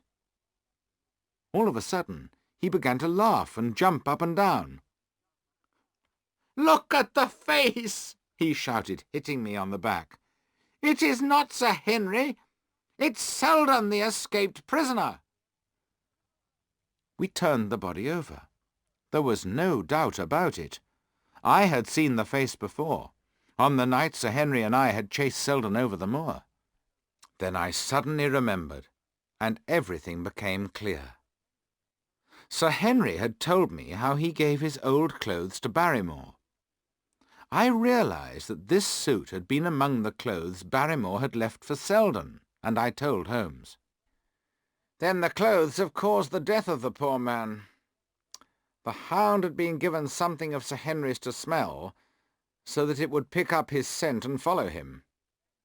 I think that is why the shoe was taken from the hotel in London. So the Hound followed the scent and hunted this man. But there is one thing I don't understand. How did Selden know that the Hound was following him? We know he ran a long way. He was screaming for a long time before he fell, and we could hear that he was running as he screamed. So the Hound was a long way behind him when he began to run. How could he see it in the dark? How did he know it was there until it was close behind him?" "I cannot answer that," I said. "But there is something else I don't understand. Why was the Hound out on the moor tonight? Stapleton would not let it go out unless he thought Sir Henry was there." "We may know the answer to that question very soon," said Holmes. "Here comes Stapleton." His sharp eyes had seen a figure moving in the darkness in front of us, and as the man came closer, I could see that it was indeed Stapleton. "We must be very careful not to show that we suspect him," Holmes warned me. Stapleton stopped when he saw us, and then walked forward again. "Dr. Watson, is that you? I didn't expect to see you on the moor at this time of night. But, dear me, what's this? Somebody hurt? Not... Don't tell me that it's our friend Sir Henry." He went past me and bent over the dead man. I heard him breathe in quickly. Who is this?" he asked, his voice shaking. "It's Selden, the escaped prisoner." Stapleton quickly managed to hide the look of surprise and disappointment on his face as he turned towards us. He looked sharply from Holmes to me. "Dear me, how terrible! How did he die?" "We think he broke his neck by falling over the edge of these rocks," I said. "I heard a cry, and that is why I came out. I was worried about Sir Henry," Stapleton said.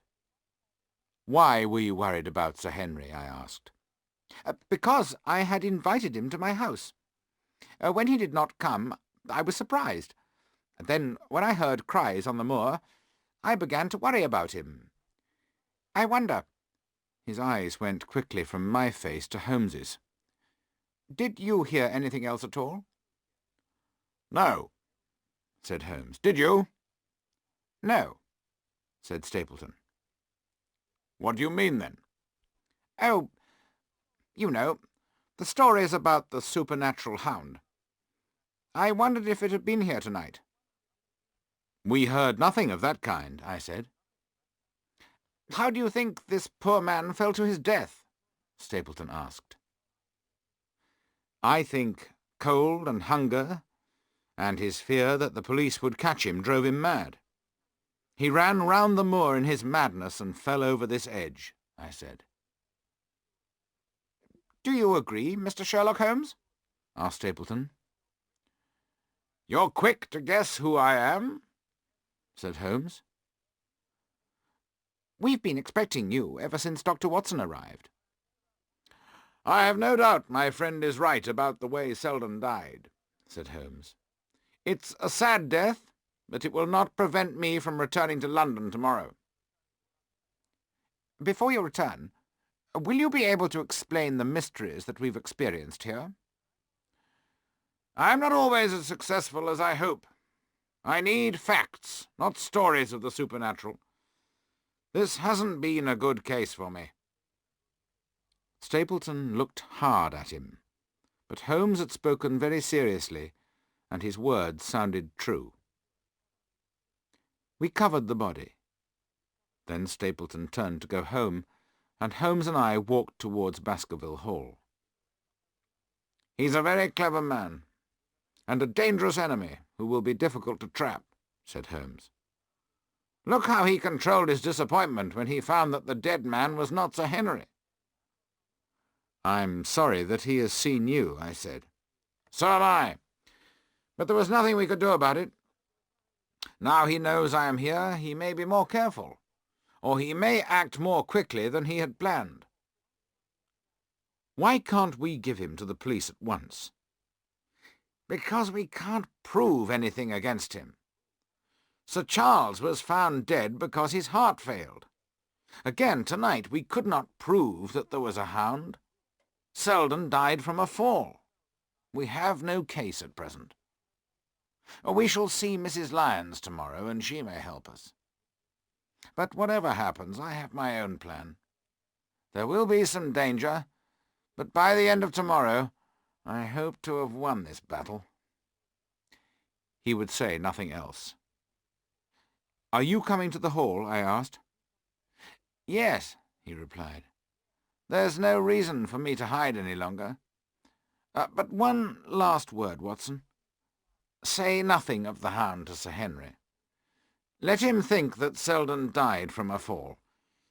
If he knows about the hound, he will find it harder to face the dangers of tomorrow. I think you told me in your last letter that he is having dinner with the Stapletons tomorrow evening. And they have invited me too, I reminded him. Then you must excuse yourself, and he must go alone. That can easily be arranged. And now I think we are both ready for some food.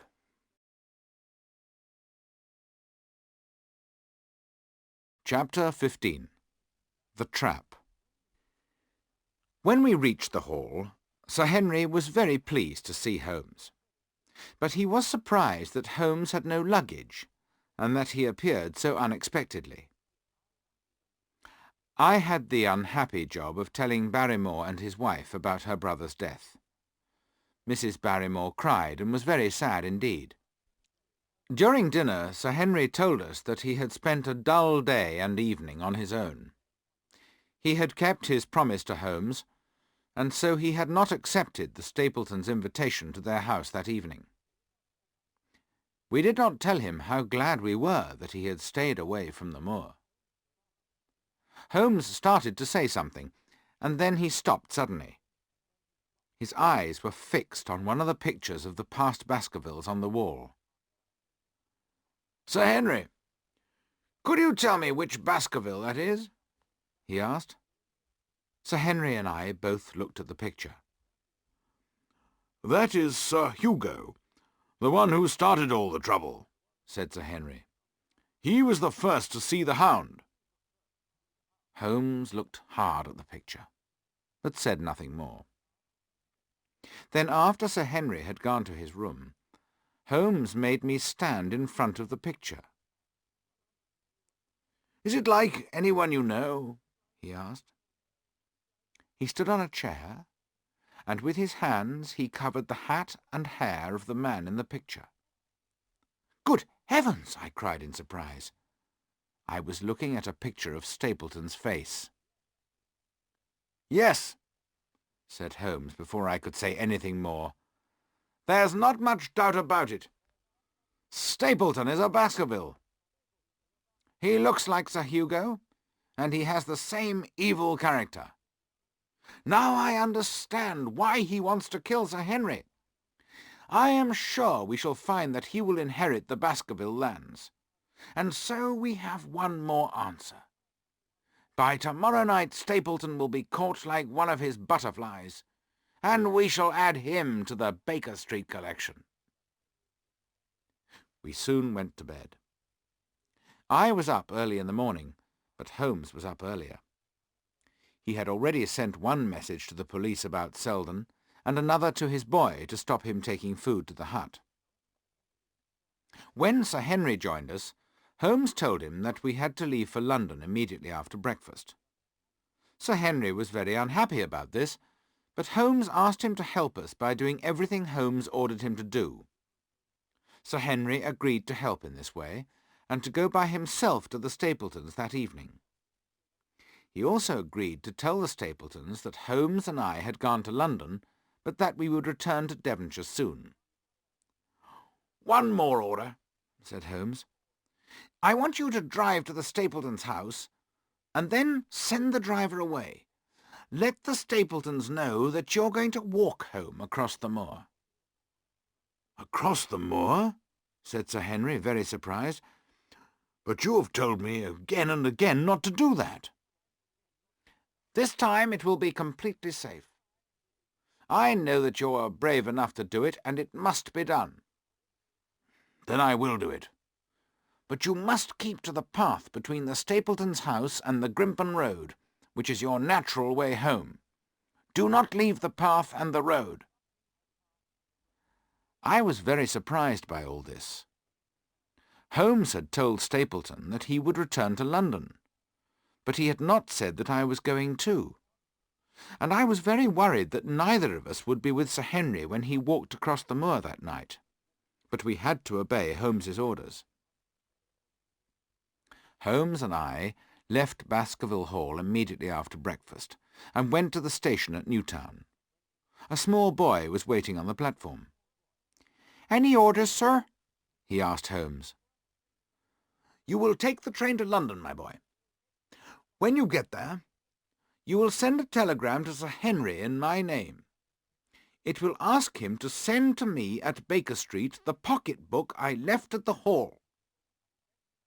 I began to understand some of Holmes's plan.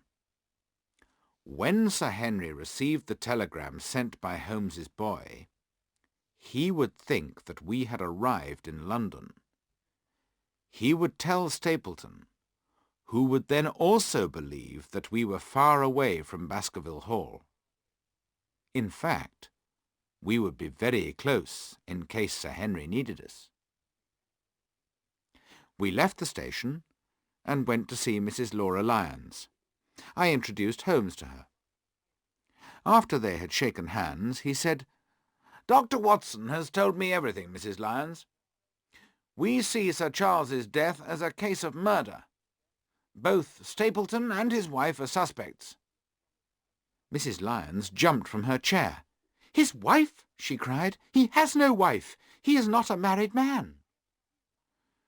"I have come here ready to prove that he is married, and the woman who calls herself his sister is really his wife," said Holmes. He took some photographs and papers from his pocket and showed them to Mrs. Lyons. She looked at the photographs and read the papers. When she put them down, I could see that she had accepted the truth. "I thought this man loved me," she said, "but he has lied to me. Ask me what you like, Mr. Holmes, and I will tell you the truth. I never thought any harm would come to Sir Charles. He was a dear old gentleman who was very kind to me. I would do nothing to hurt him." "I believe you, Mrs. Lyons," said Holmes. "Now, let me tell you what I think happened. You can tell me if I'm right or if I'm wrong. First of all, I think Stapleton told you to write the letter to Sir Charles and to ask him for help. He also told you to ask Sir Charles to meet you at the moor gate. Then, after you had sent the letter, Stapleton persuaded you not to meet Sir Charles after all." "Stapleton told me that he could not allow any other man to give me the money for my divorce," Mrs. Lyons said. "He said he was poor, but that he would give all his money to bring us together. Then, after I heard about Sir Charles's death, Stapleton told me to say nothing about my letter and the meeting. He said I would be a suspect. He frightened me into staying silent." "Yes," said Holmes. "But you wondered about him." She said nothing for a moment and looked down. "Yes," she said. "But since he has lied to me about marrying me, I will no longer keep his secrets." "You are lucky that you have escaped him," Holmes said. "You know too much. But I hope you are safe now. Good morning, Mrs. Lyons, and thank you. You will hear from us soon." "So, one by one our questions are answered," said Holmes as we left Newtown. "When it is over, this will be one of the most famous cases of our time. And now it has nearly ended. We must hope that it ends safely and successfully." Chapter 16. The Hound of the Baskervilles. That evening Holmes and I drove across the moor until we could see the lights of the Stapletons' house in front of us. Then we got out and began to walk very quietly along the path towards the house. When we were very close, Holmes told me to stop. He took his revolver from his pocket and I did the same. "We shall hide behind these rocks," he whispered.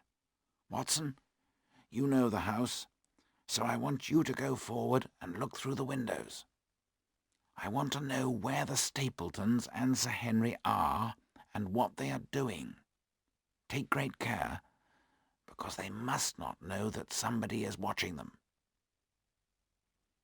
Very carefully and quietly I moved towards the house. I looked first into the dining-room window. Stapleton and Sir Henry were sitting and smoking their cigars, but there was no sign of Miss Stapleton. I moved round to the other windows, but I could not see her in any of the rooms. I went back to the dining-room window, and as I looked in again, Stapleton left the room and came out of the house. He went to a hut beside the house and unlocked the door. I heard a strange sound coming from the hut, but I could not think what was making the noise.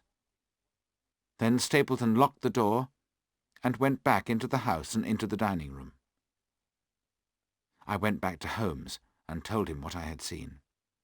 He wanted to know where Miss Stapleton was, and I had to tell him twice that there was no sign of her in the house.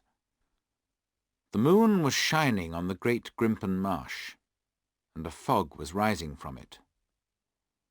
Holmes watched the fog and began to look worried. The fog was creeping up from the marsh towards the house. We were hidden near the path, which was on the far side of the house from the marsh. "The fog is moving towards us, Watson, and that is very serious," said Holmes. "It's the one thing that could make my plans go wrong." As we watched, the fog, which had crept as far as the house, began to flow round it. Angrily, Holmes hit the rock in front of us with his open hand. "If Sir Henry doesn't come out in the next quarter of an hour, the path will be covered by the fog. In half an hour we shall not be able to see our hands in front of our faces. We must move back to higher ground above the fog." We moved away from the house and out of the fog, which was creeping slowly along the ground and hiding the path from our view. "We must not go too far," said Holmes. "If we do, Sir Henry may be caught before he reaches us." Holmes went down on one knee and put his ear to the ground. "Thank heaven! I think I hear him coming." Then we heard quick footsteps on the path. After a few moments, Sir Henry appeared out of the fog and walked on in the clear moonlight. He came quickly along the path, passed close to where we were hidden, and began to walk up the hill behind us.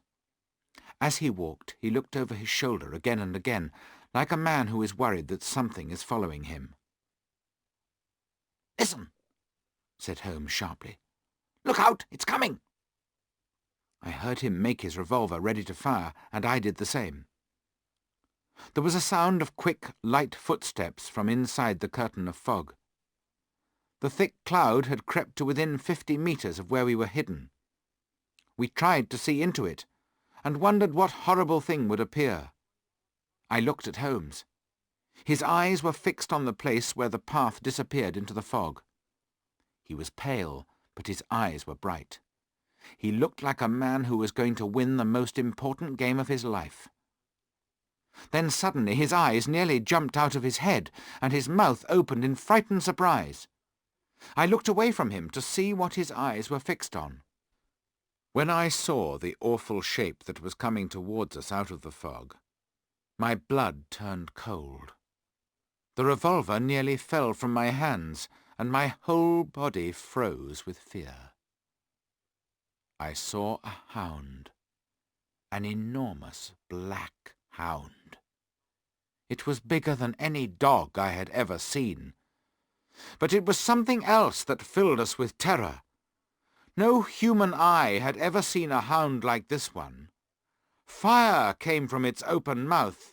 Its eyes were burning. Flames covered its head and body. It was a more horrible sight than anyone could imagine. A hell-hound sent by the devil. It was not a creature of the natural world. The huge, black, burning hound ran quickly and silently after Sir Henry. Far away along the path we saw him turn and look back at the hound. His face was white in the moonlight, and his hands were lifted in horror. He watched helplessly as the terrible creature got closer to him. We were so frozen by the ghostly and unnatural sight that we let the hound go past us, and we could not move. Our friend was near to death, and we were helpless with fear. Chapter 17. The Search for the Murderer. Then our fear for Sir Henry became greater than our terror. Holmes and I fired our revolvers together. The creature gave a loud cry of pain, and we knew we had hit it. But it did not stop, and ran on after Sir Henry. When we heard the cry of pain, our fears disappeared. This was no supernatural hound. Our bullets could hurt it, and we could kill it. We ran after it as fast as we could. I have never seen anyone run as quickly as Holmes ran that night, and I could not keep up with him. In front of us on the path we heard scream after scream from Sir Henry, and the deep voice of the hound. I saw the creature jump at Sir Henry and throw him to the ground. Its teeth went for his throat. But the next moment Holmes had emptied his revolver into the hound's body. It gave a last deep cry. Its teeth closed on the empty air, and it fell to the ground. I put my revolver to its head, but I did not need to fire. The hound was dead. Sir Henry lay unconscious where he had fallen. Quickly we opened the neck of his shirt. Holmes had fired just in time, and the hound's teeth had not reached our friend's throat. Already his eyes were beginning to open, and he looked up at us. "My God," he whispered. "What was it? What in heaven's name was it?" "It's dead, whatever it was," said Holmes. "We've killed the family ghost forever." The creature that lay before us was as large as a small lion. Its mouth and teeth were huge. They shone with blue flames. There were rings of blue fire round its cruel eyes, too. I touched the hound's burning coat. When I held up my hand, it too seemed to be on fire. "Phosphorus," I said. "That is why the hound appears to burn in the dark. Stapleton put phosphorus paint on the hound in the hut beside the house." But Holmes was thinking more about Sir Henry than about Stapleton's cleverness. "I must apologize to you, Sir Henry," he said. "I put your life in danger. I expected to see a huge hound, but not a creature like this. The fog gave us a very short time to control our fear, and for moments we could not move. "Never mind," said Sir Henry. "You saved my life, and I thank you. Please, help me stand up.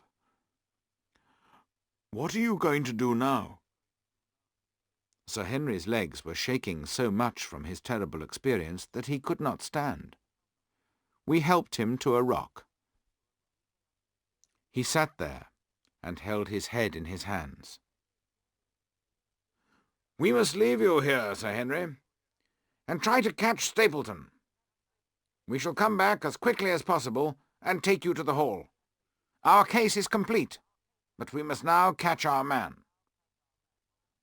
I followed Holmes along the path back to the house.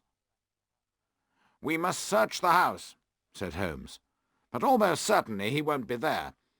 He probably heard the noise of our guns, so he knows his evil game is finished."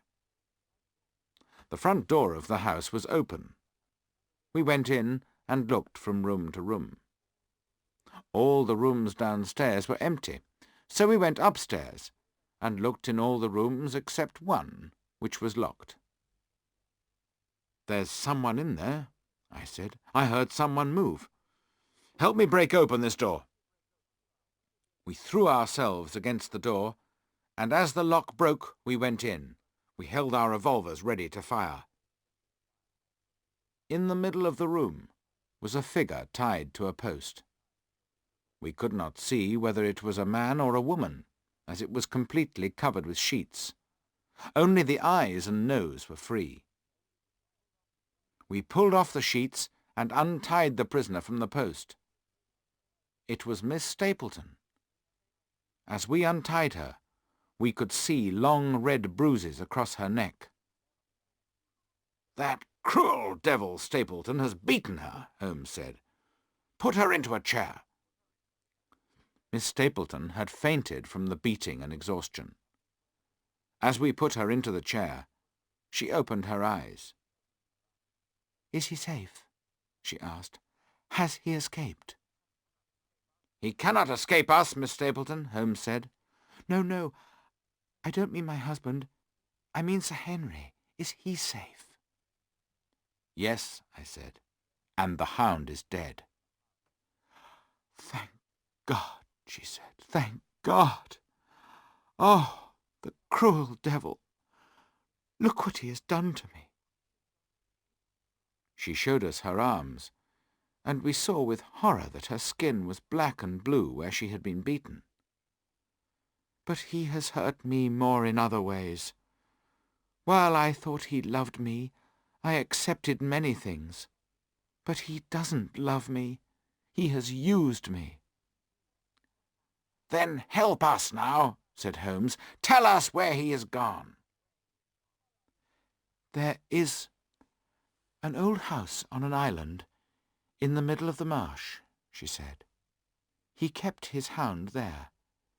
He also had the house ready in case he needed to escape. He will be there, I'm sure." "Nobody could find his way into the Grimpen Marsh in this fog tonight," said Holmes, looking out of the window. The fog lay like white wool against the glass, and we knew we could not try to follow him until it cleared. We decided to take Sir Henry back to Baskerville Hall. We had to tell him everything about the Stapletons, and he was deeply hurt when he heard the truth about the woman he loved. The news that she was married, and the awful fear he had experienced, brought on a fever. We sent for Dr. Mortimer, who came and sat with Sir Henry throughout the night. On the following morning, Miss Stapleton took us to the path through the marsh. The fog had lifted, and she showed us the sticks which she and her husband had put in to mark the way. We followed them through the marsh, which smelled of dying plants. The wet ground pulled at our feet as we walked. From time to time, one of us stepped from the path and sank up to his waist in the marsh. One man on his own could not hope to escape the pull of the marsh.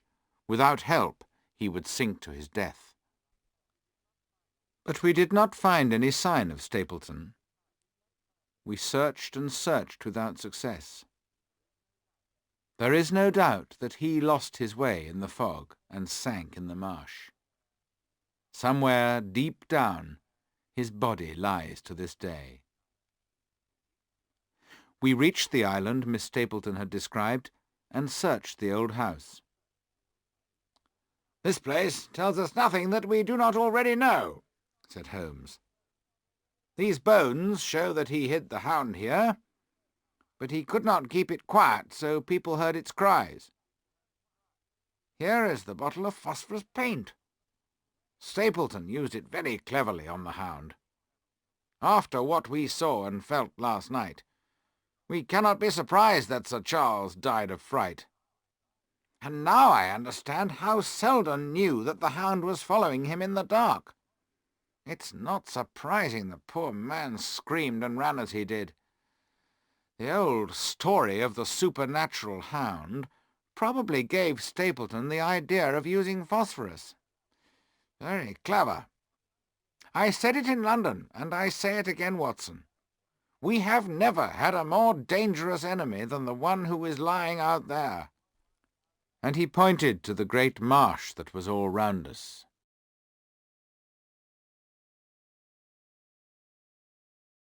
Chapter 18. Looking Back.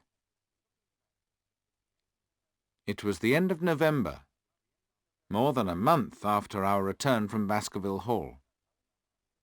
Holmes and I were sitting on either side of a bright fire in our sitting-room in Baker Street. Since our return, Holmes had been working hard on 2 other cases, and he had been too busy to discuss the Baskerville case. But now the other cases were finished, and he had been successful in both of them. I decided it was a good time to ask him the final questions about Stapleton and the hound. "The picture showed us that Stapleton was indeed a Baskerville," Holmes began. "He was the son of Roger Baskerville, who was Sir Charles's younger brother. Roger was a criminal who escaped from prison and ran away to South America. Everyone thought he had died unmarried, but that was not true.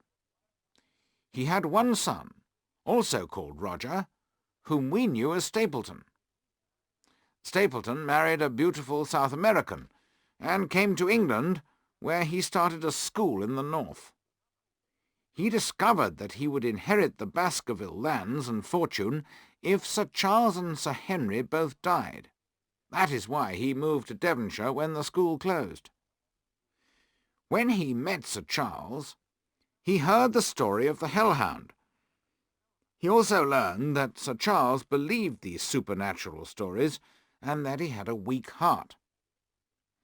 Stapleton had the idea of buying a huge hound and of using the phosphorus to make it shine like the hound in the story. I have found the place where he bought the animal. He took it by train to Devonshire and walked many miles over the moors with it so that it would not be seen near Baskerville Hall. He needed to get Sir Charles out of the hall at night. This would be easy to do if his wife made Sir Charles fall in love with her, but although he beat her, she refused to help him with his evil plan. Then Stapleton met Laura Lyons. We know that he made her write a letter to bring Sir Charles to the moor gate on that sad night. The hound, which was shining with phosphorus, chased Sir Charles down the yew alley. Sir Charles's terror was so great that his weak heart stopped and he died. But the animal did not touch the dead body. The hound had run on the grass, so it left no footprints, except the one found by Dr. Mortimer. You see how clever Stapleton was. Neither he nor the hound had touched Sir Charles, so there was no sign of murder. The only 2 people who might suspect him, his wife and Mrs. Lyons, could not be certain about what he had done. Anyway, neither of them would inform the police about him. Next, Stapleton learned that Sir Henry had reached England, so he went to London. He hoped to murder Sir Henry there. He took his wife with him, but he wasn't sure that she would keep his secret, so he did not tell her the truth. He locked her up in their hotel. She knew that he had some evil plan, but she was too frightened to give Sir Henry a clear warning. Instead, she sent him the letter made of words cut from a newspaper. Meanwhile, Stapleton was wearing a false beard and following Sir Henry. He needed something to give the Hound Sir Henry's scent, so he paid a maid at Sir Henry's hotel to steal one of his shoes. The first one was a new one, and didn't have Sir Henry's scent on it. It was no use for the Hound, so he put it back, and another, older shoe was stolen. When the shoes were changed, I knew that the Hound must be a natural and not a supernatural creature. Next, there was the letter made of words cut from a newspaper. When I looked at it, I held it close to my eyes. I noticed a smell of perfume, so I guessed that a woman had sent the letter. By the time I went to Devonshire, I knew that there was a real Hound, and I knew we were looking for a man and a woman. I guessed that the Stapletons were the pair. I had to watch Stapleton, but I had to hide myself. As I have explained, I could not tell you what I was doing. I stayed in Newtown and used the hut on the moor only when necessary. Your letters were sent to me immediately from Baker Street and were very helpful. When you told me that Stapleton had owned a school in the north of England, I checked on him and where he had come from. I discovered he had come from South America, and then everything became clear. By the time you found me on the moor, I knew everything, but I could prove nothing. We had to catch the man doing something criminal, and so I had to put Sir Henry in danger. Dr. Mortimer tells me that Sir Henry will be completely better after some rest.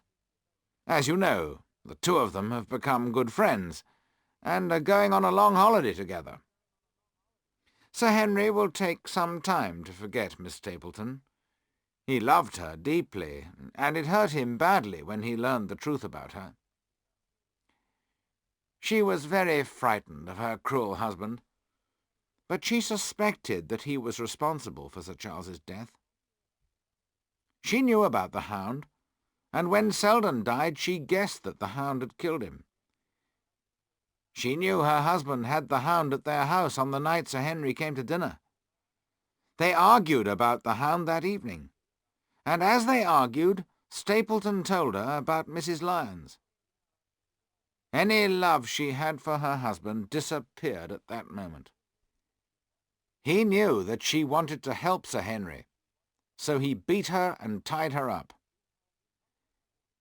He probably hoped that when he inherited the Baskerville lands, she would love him again. He certainly thought that she would keep silent if she became Lady Baskerville, but I think he was wrong. He had been too cruel to her. She could not forgive him or love him again, nor, I think, allow him to enjoy the results of his crime.